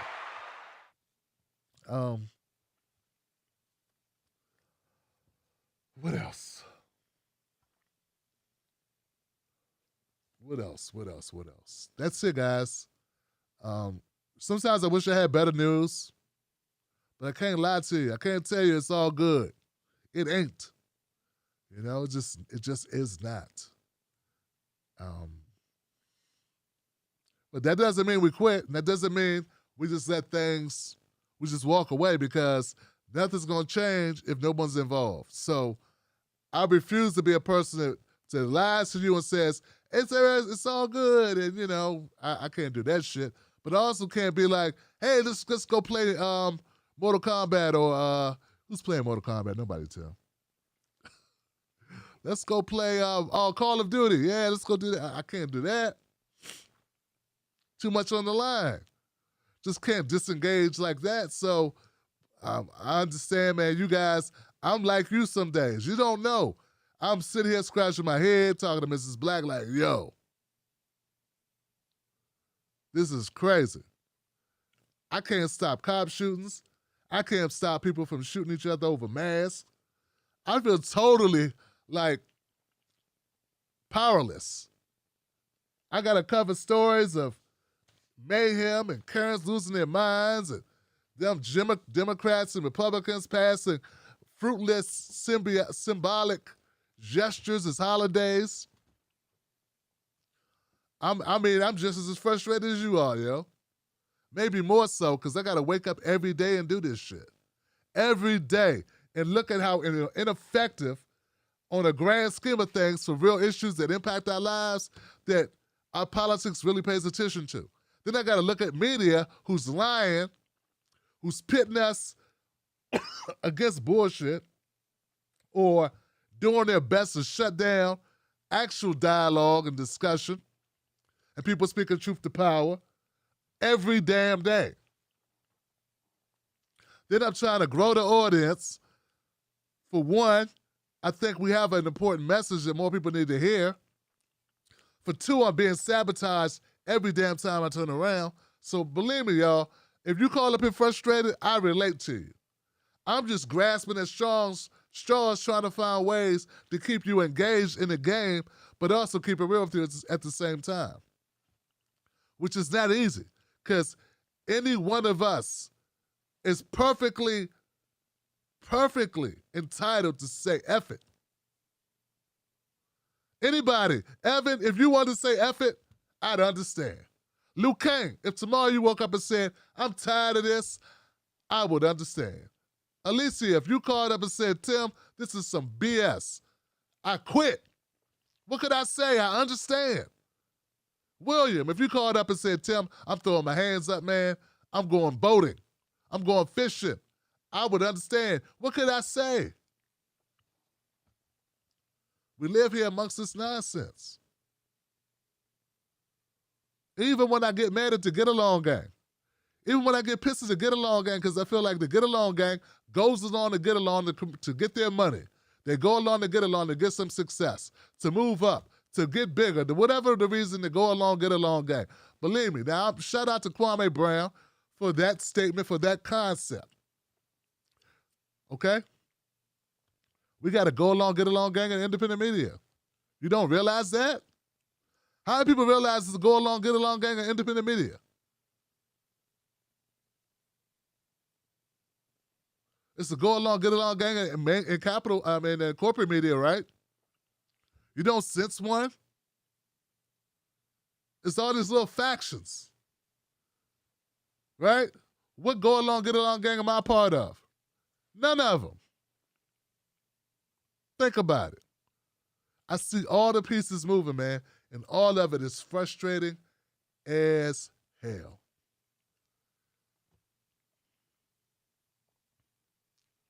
Man, if we just raised money and put together some Meals on Wheels for some seniors, or got some like Kwame Brown was talking about, some shoes for kids, some school supplies, we'd be doing more than most people do. I mean, I'm starting to think maybe we need to focus our effort on very small things, but actually see results. It'd be small, but we would see results, and we'd be able to say, we did that. Because I swear, y'all, all this yipping and yapping and beefing and throwing this person under the bus and attacking that person and slamming that person and saying these people ain't doing this, what's actually getting done? I mean, what's actually getting accomplished by it? You look up and these people got 1 million subscribers. What they accomplishing with that? What are they getting done for us? People don't even understand why I talk about black issues. Like, what's getting done for the black community? Do you know we own 2% of the wealth, 2.9% of the wealth? With 14% of the population, we own 2.9% of the wealth. We got people making excuses why they don't even defend that or support changing that shit. And they black. And they do what I do. And you support them and you watch them. You know how frustrating that is? You got nerve to compare me to them and put me in the same group with these people. We have 2.9% of the wealth. These fuckers are not interested at all in fighting to change that. Because they'll lose their supporters. They'll lose their viewers. And then I got people that want you to be like this person. Why? I'm put on this earth to make a difference. Not just to make up the difference. You understand what I'm saying? I'm here to do some good, not just live good. So yeah, I'm as frustrated. You don't really want to know how frustrated I am. You understand what I'm saying? And I'm trying to find constructive ways to channel the frustration. Because these mofos will drive you crazy. You will fall out, Johnson. You will literally fall out and bump your head. And they'll be like, yo, remember Tim Black, man? He was a good guy, man. He really cared. Then he fell out, hit his head on this microphone. They had to come get him. You know what I'm saying? And there'll be a cautionary tale. People talk about it for 3 weeks. When was the last time somebody talked about Michael Brooks? When was the last time they talked about Michael Brooks? Rest his soul. When was the last time they talked about Michael Brooks? Rest in power. Real talk. I think about the young man sometime.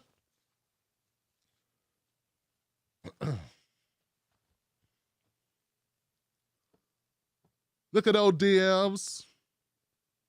Wish I could do things differently. You know, rock with him a little bit. He was cool. You know?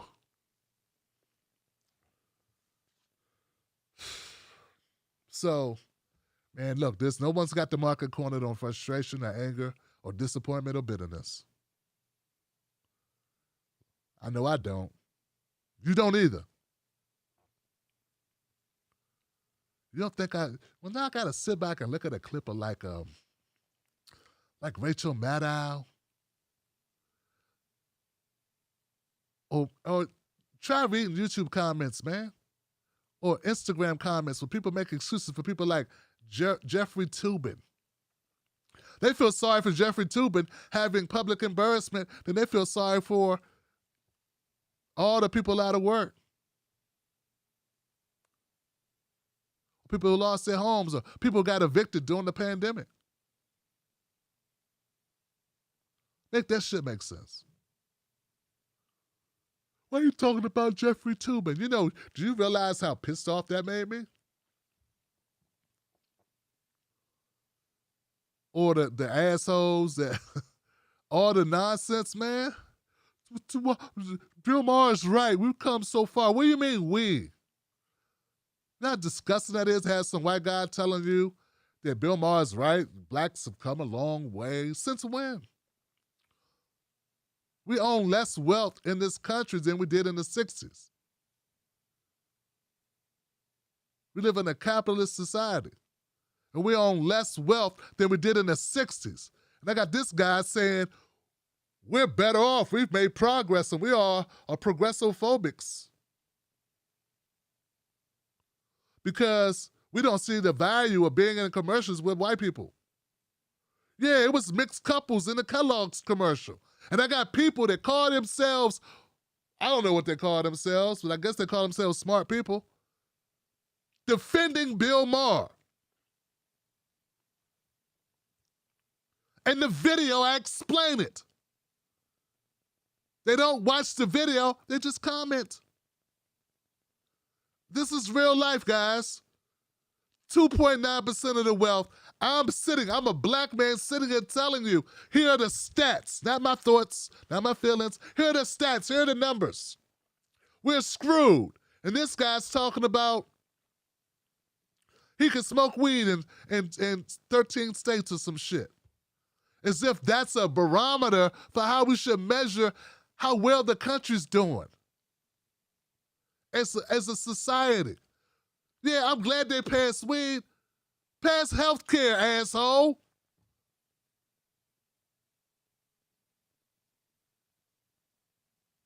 Nina Turner, in her district, there's a community. There's such a wide ranging of segregation and lack of resources in different parts of her district. There's one part of her district where the life expectancy is 20 years less than another part of her district. Where you think the 20 years less district, what color, what background are those people? Huh? What do you think? Poor black. But I got this privileged, elitist, old worm.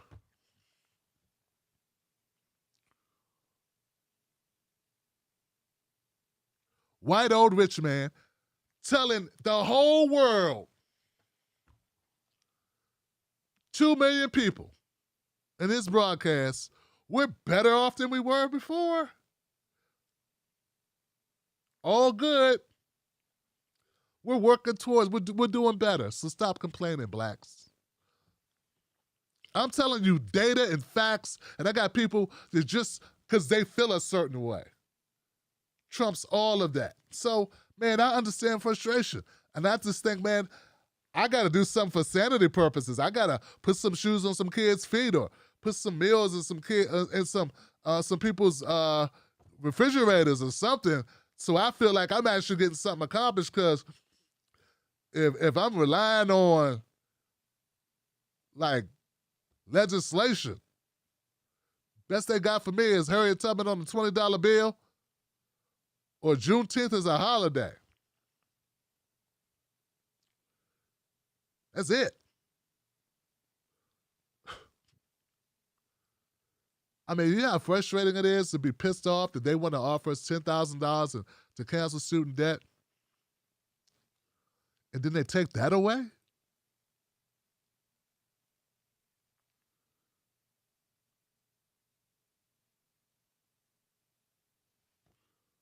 You know how pissed off I was? It was $2,000, and they said, well, bro, Trump gave you 6, so it's 14.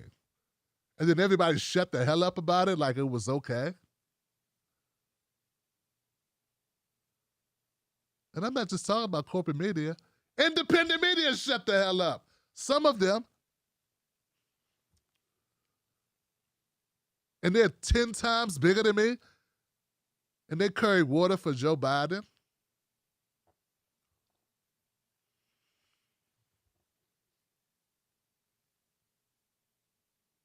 Not angry that makes me.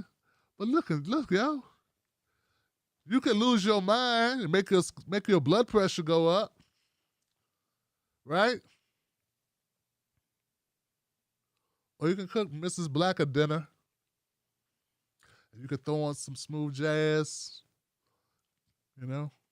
Crack a window. You'll never find a love like mine. Or something, I don't know. So, man, I understand frustration, man. I do. Hell, I've been wanting to do more live streams during the day, but I don't want to talk about this shit. I don't want to talk about Karens and Schumer or Pelosi or Trump. Just talk like this. We're still killing each other over masks. We're still fighting over masks. Still.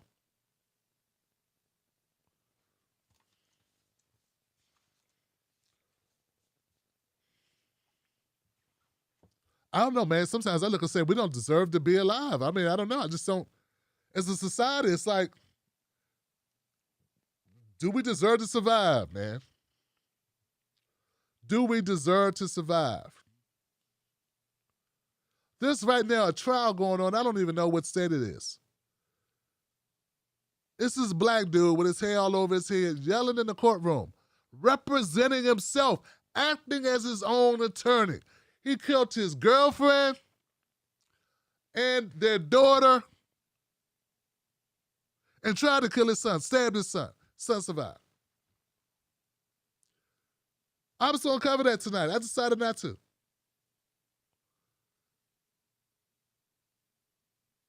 It's a train wreck. He's about to go to jail for the rest of his life. So he knows he gets to show his ass one last time, and he gets to waste everyone's time putting on a display, acting like a lunatic, talking smack in front of a bunch of jurors who have to listen to him. I almost covered that tonight.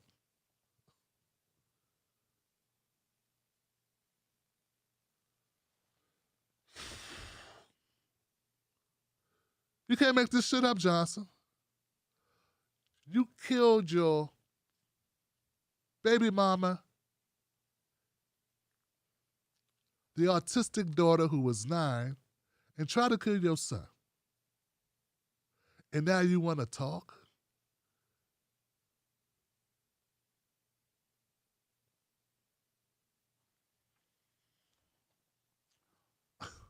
This is happening, Johnson. This is what's going on. So yeah, no one has frustration cornered. Like, it's an open market. All of us got our own pieces in this pie.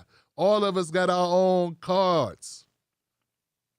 We're all in the game, and we're all frustrated. And we all got our own little slice of hell, or frustration, or bitterness.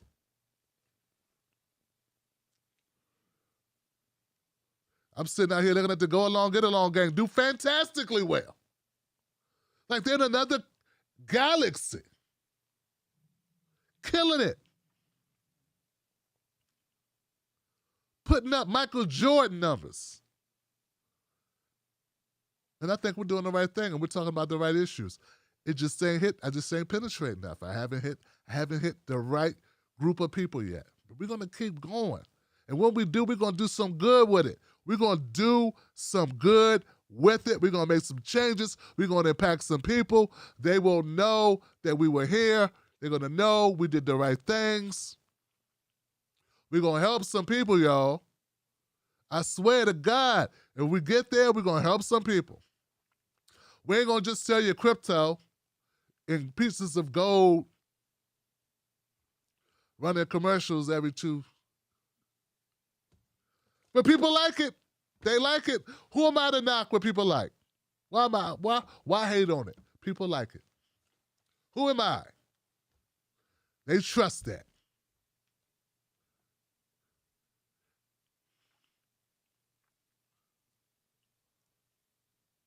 This is outlast y'all. That's what I say. You guys know that about that, right? You ain't got to have all the answers. All you got to do is outlast the problems, outlast the drama. So that's all I'm trying to do, man. I wish I had something better to tell you. No, I don't. But I believe that if we keep going, we can outlast these issues. So I just got to keep going, man. Keep going with me. Keep going with me. Let's keep going together, Johnson. Let's keep going together because if we stop, this shit keeps going. So we might as well keep fighting. We might as well keep on trying to make our mark. Might as well keep on trying to do something positive in this sea of corruption. 90 seconds. And people just putting money in their pockets, trying to buy some Louboutins, trying to buy the latest BMW, or whatever the hell they're trying to do. Right? I'm seeing people fighting and arguing and shit. I'm just watching this stuff, eating popcorn, Johnson. I don't comment on it. I don't comment on it. People not unbiased anyway. They're not going to. They don't really. 60 seconds. They don't really give a shit what I think.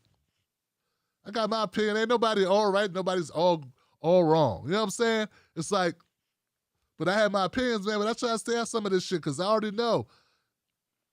I'm done.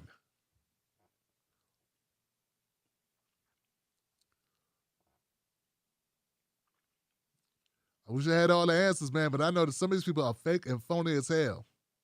Some things are being exposed right now. Some things are being exposed. If I would have told you before, you wouldn't have believed it. Would not have believed it, Johnson.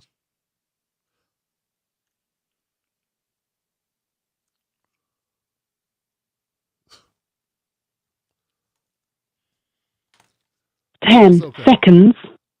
Then when you tell people, some people tell them the truth, they can't even handle the truth, Johnson. They get so depressed and down. Why did you say that? You're divisive. Telling you the truth is divisive. Yeah, telling you the truth is divisive. Telling you what happened is divisive. Some people, man, they not built for it, man. I don't know how they make it through the day because they're not built for it. When it rains, they're on the brink. I'm built for rain, man. I was born in the rain, Johnson.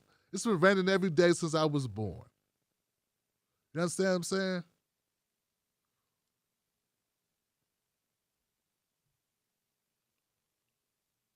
So, man, I look. There should be a law against somebody being able to go up on the witness stand, being able to defend themselves in court, serve as their own attorney, and be able to waste everybody's damn time. Gotta listen to this killer talk, ramble, and just make up shit, and yell and scream and make up other stuff and pretend he didn't kill his baby mama and his daughter. And then his son's gonna testify, Johnson. You understand what I'm saying? His son, who he tried to stab, will testify. This is happening. Today was day 2, I think. I was like, man, I covered George Floyd. I can't cover this. I can't do this. I want to reach through the TV and grab this dude. I can't do this. This is crazy. My doctor be like, no, man, what are you doing, Tim Black? Tim Black, come on now. Come on. My doctor be like, Paul Mooney. Oh, come on, Tim Black. This is stupid. Come on now. You're not that stupid. Come on now. Sit your ass down. Is it enough? All right, come on now. Don't be an idiot. Your black ass gonna fall out. You're gonna fall out and hit that bald head on the table if you keep it up. Sit down, Tim Black. Sit down. Shout out to Paul Mooney, man. But yeah, man, this is what's going on. So happy Juneteenth. Hey, man, look, hey. You know? Life expectancy is low as hell. Most student debt, most incarcerated. But hey, happy Juneteenth.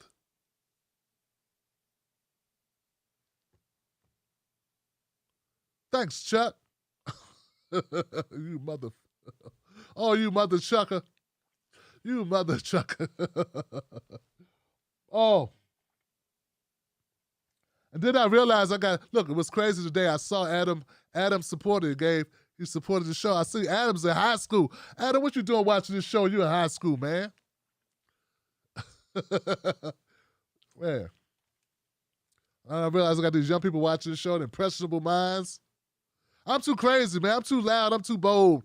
I'm too in your face to be, talking to high school students, man. Reminds me back, I used to do public speaking. Yeah, I used to talk to students.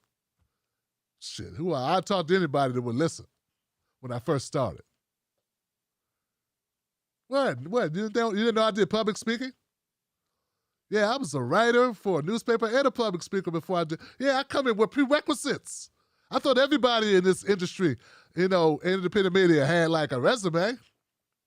Nope. But everybody's done something. Everybody's got their own background. I don't care what it was. Heard some people were car salesmen. Some people were research assistants or researchers, or it's all types of stuff, man.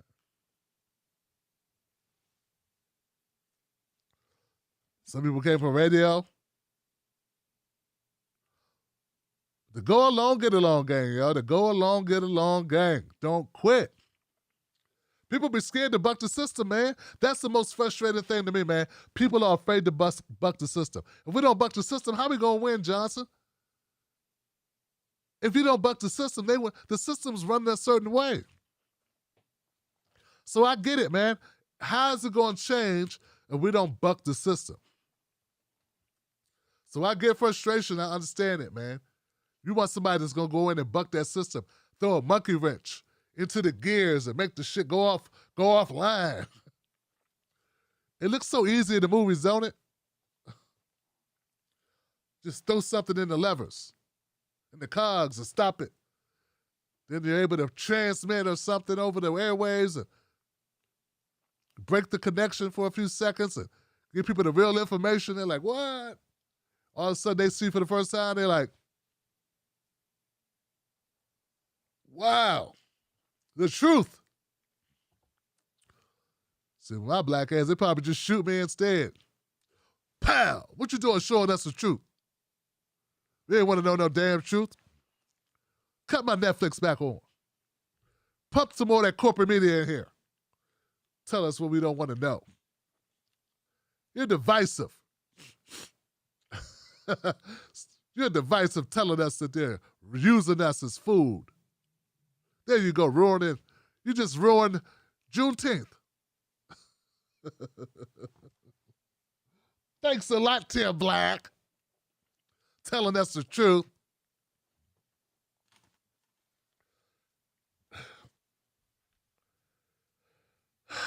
They're going to lock up Trump. I'm sorry. I don't know where that came from. People counting on it. I don't think that's going to happen, John. They ain't going to lock up Trump, man. They're going to stop his ass from running now. They ain't sure they could beat him. They know Biden might not be able to beat him.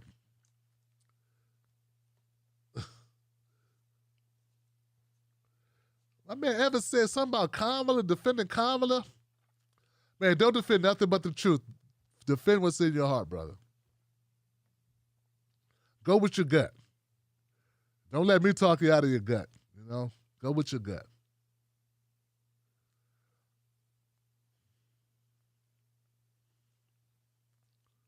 All right, guys, that's it.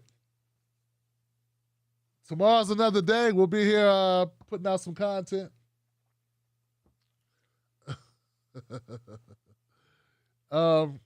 Vegan. Oh, Vagana Piranha. Chat doesn't like me insulting poor little Bill. Bill Clinton? Was it Bill Clinton, Johnson? I've been talking so much. William McGregor says support Nina Turner, support Tim Black. Support the truth, Johnson. Oh, man. Thank you, William McGregor. Thank you, Big enough, Pagata Parada.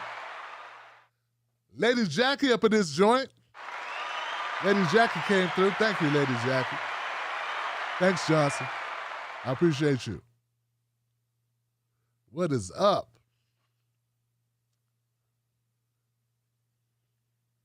We be doing what we do, don't we? Y'all try to keep my spirits up, don't y'all? Y'all be like, let me keep this guy's spirits up. Let me keep this guy's spirits up. He be trying. Oh, Milk Dud Head, he be trying. He be trying to keep going. Look at him. I feel sorry for him, man. Keep going, Tim Black. You be trying, man.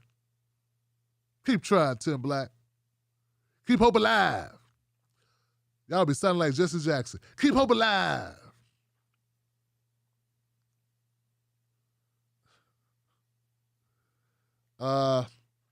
That is all I got for tonight. I'm going to let it go. I love you guys. Look, sprinkle some facts on them. Don't argue with them. Don't argue with people. They believe what they want to believe.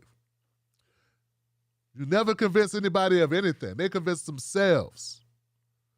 A man convinced against his will is of the same opinion still. Sprinkle some facts on them and get out of there. That's right. Also, don't let nobody eat your cornbread. Nah, man, that's your cornbread. Whether you want butter on it or honey. I don't know what you want on your cornbread, but that's your cornbread. Don't let nobody take your cornbread. Republicans, them mofos, they don't just take the cornbread, they take the oven. They come in the house, they come in your house and take your oven and make you run it from them. Democrats, they put some Spanish fly in your cornbread mixture.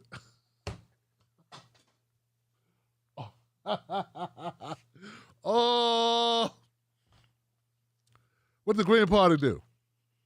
Sprinkle a little weed in your cornbread? I don't know what they do. I don't know. What Nick Brown, what the People's Party do? What they do to the cornbread? What they do to the cornbread, y'all?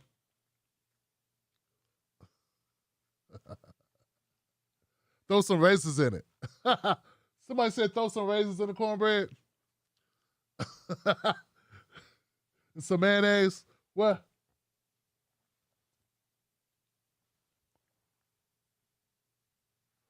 Take your TV and throw it out the window. What? Sprinkle a little cocaine on the cornbread. Oh, man. This is the thing. This is the thing, guys. Everybody loved me when I was their nigga. They did, man. Go back and look at the pictures. Just Google Tim Black and put your favorite commentator next to him, to the name. Look up Tim Black and this person. You'll see him. But once I start talking about black issues, once I start saying, hold on, man. Hold on, man. Get off me, man. Hold on. Y'all not helping me grow my platform. Y'all ain't doing nothing for me. Y'all using me to make it look like you care about black people when you don't. That's when everybody was like, oh, well, Tim, bye-bye, Tim. I'll see you later, Tim. It's like, where y'all go? I thought we going to work on this black stuff. I'm like, well, okay, Tim, well, I'll see what we can do, but Tim, I don't know. They start moving away from it, brother. You know what I'm saying? Like, hey, okay, hey, okay, Tim. Yeah, look, everybody loved me, man. I was everywhere. They all loved me, man, when they could control my black ass. I start talking about reparations, cops shooting us in the ass, racial wealth gaps. Phone stopped ringing then, Johnson. The phone stopped ringing. Friends dried up. Then I became the hitman. I was on the list, man. I was on that list of people to get. And they sent black people first. Like, I'll do it. I'll shoot him. Hell, I've been wanting this spot for 4 years. Oh, God. Some of them, I don't even think they asked. They just did it like, oh, shoot, I can endear myself to these guys if I take them out. Yeah, man. Yeah. I'm trying to tell you, man. I ain't tell you no lies. And I don't want to hear that nonsense. You're being divisive. No, I'm being real. Your ass live in fantasy land. I live this. I know what happened. I know what happened. I got stories, man. I could write a book. Yeah. Or at least do a screenplay. Oh, man. Yeah, Johnson.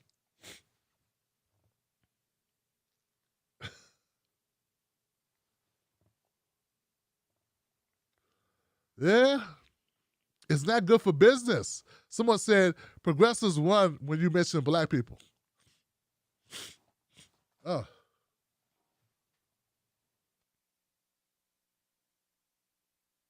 They don't run, they do the electric slide. A moonwalk. Nah, some of them don't run, some of them fly. Pew! What the hell? What? They got what? As long as, it's what it is, man. It's what it is. That's why I respect the hell out of my audience, man. Give it up for my audience, y'all. Give it up for my audience. The Tim Black Wolfpack, man, you guys don't realize this, man. You guys are unique. You know what I'm saying? You guys are definitely cut from a different cloth. That's what's up, man. It was so hard to find you. Now go find 3 more people just like you, please. Everybody go find 3 more people just like you. I'm about to come up with something like bring a friend, get an award or something. Like I had to put out a bounty. I'm telling you, man, it's so hard to find. It's so hard to find an audience to grow this audience with people like you. It's hard, man. You guys are unique.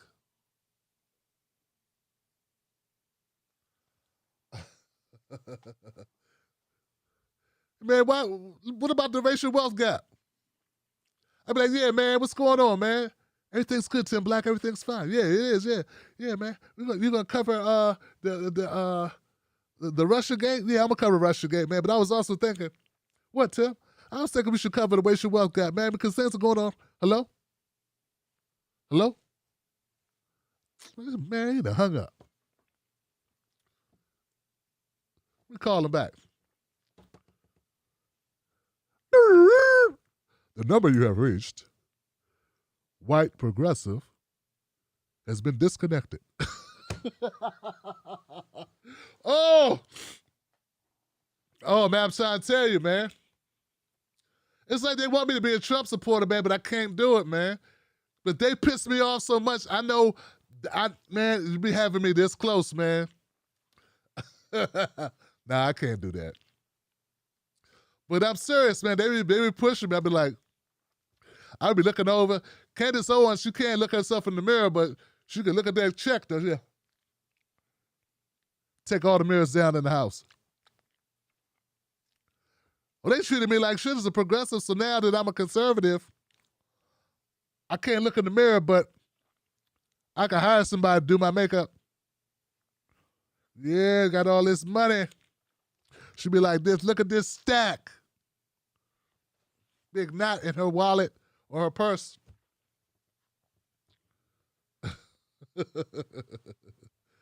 Oh, man.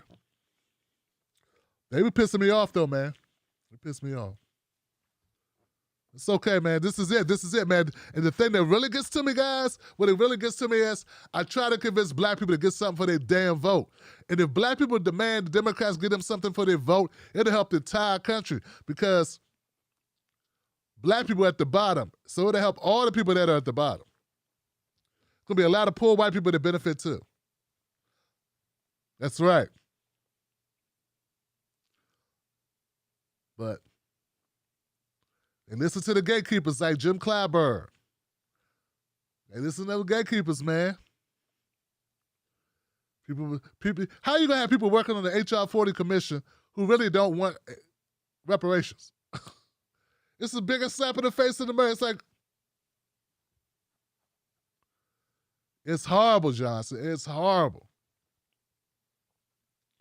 They're gonna give us Juneteenth though.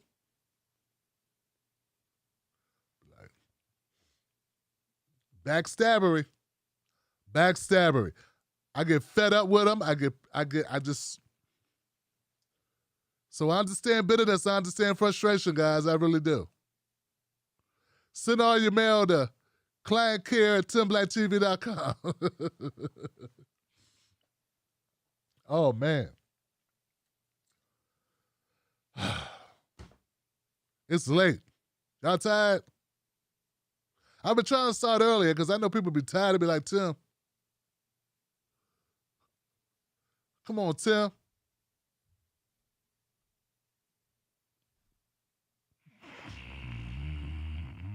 We're back.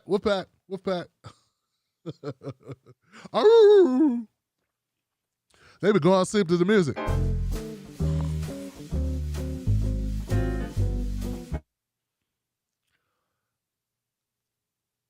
All right, guys, I'm gone. I love you. I'll see you soon. Be straight. Be straight. Be cool. Sprinkle some facts on them. Don't let nobody take your cornbread. We'll be right back to do it again the next time. Much love. I get all the comments. I don't want to miss no comments, y'all. It ain't cool missing comments. You know what I'm saying? These super chats cost money. People get mad. Tim, you forgot my super chat. I'm like, damn, I got to get that when I come back. As bad as my memory getting, I be forgetting. People be mad as hell. I got a comment down here. Somebody became a member. I can't even see who the new member is. I got a new member in the house. You know what I'm saying? I hate that when I can't. It's like the last comment. They always cut it off, y'all. I'm trying, Johnson. Oh, that's because I got the view up a little bit higher than 100. I had it at 120, 125. Give it up for Tony and Asia's mom, y'all. Welcome to the Wolfpack, Tony and Asia's mom. That's what's up. Tony and Asia's mom, we appreciate you for becoming a Johnson. Oh, this is what I got to tell people. Tony and Asia's mom. Now, I have a membership on Patreon. And there's a membership on Facebook. And there's a membership on YouTube. But all of them are separate because I don't control the platforms. If it was up to me, I'd put them all on just one. I guess. But so people on YouTube who join via YouTube, they get green on their comments and green on their username. But when they go to Patreon, they're not a member. If you join on Patreon, you get all the links and a lot of updates that you might not get on YouTube. But you get all the links to every show I ever do because I post all of that on Patreon. And then sometimes we run polls and ask special questions and try to interact more personal. So people got to choose which one they want because I don't control YouTube, so I can't make them both talk to each other. Get what I'm saying? Because people have been asking, Tim, I'm a Patreon, but why my name not in green on YouTube? That's because it's YouTube. It's separate. So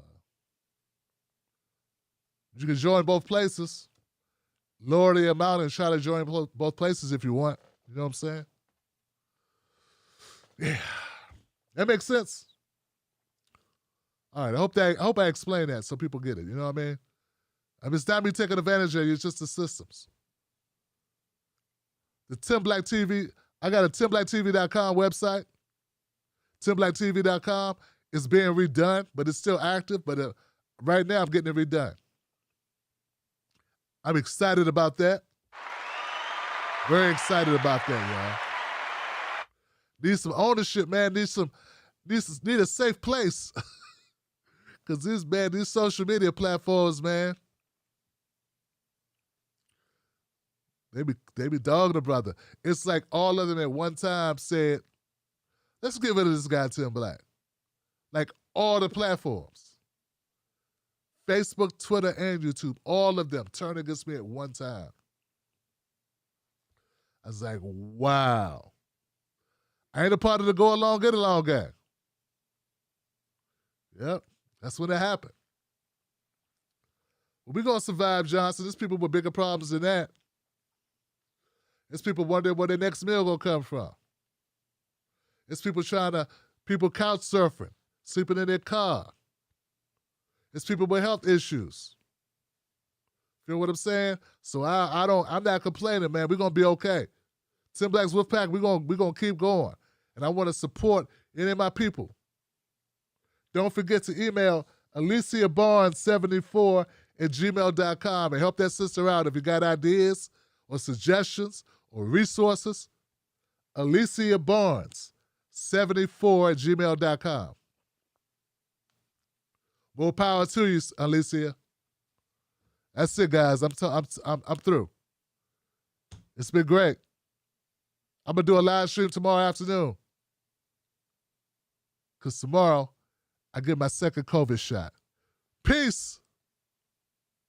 Wish me luck, Johnson.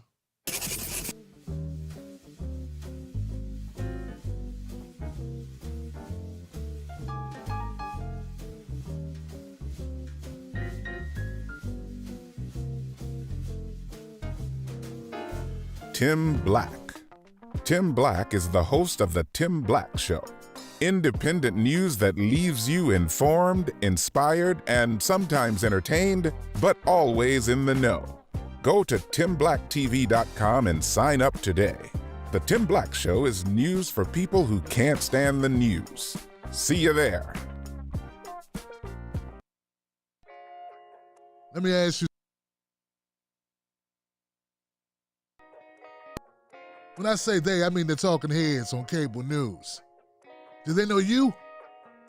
I mean, they talk about the world as if it's a sport. They play political games, report on our pain, rack our brain to feed the stock exchange, but do they know us? Do they know what we care about? Nope. They're too far away. They can't see us. They can't feel us. They can't relate to us. See, when you want to know what's going on in your world, trust someone who lives in your world. Subscribe.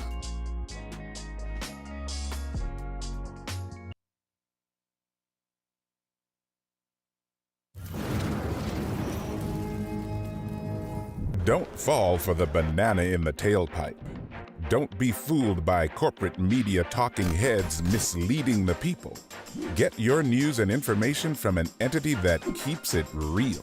Tim Black. Tim Black is the host of The Tim Black Show.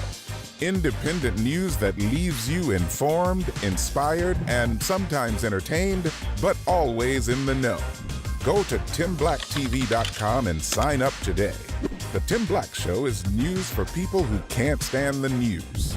See you there.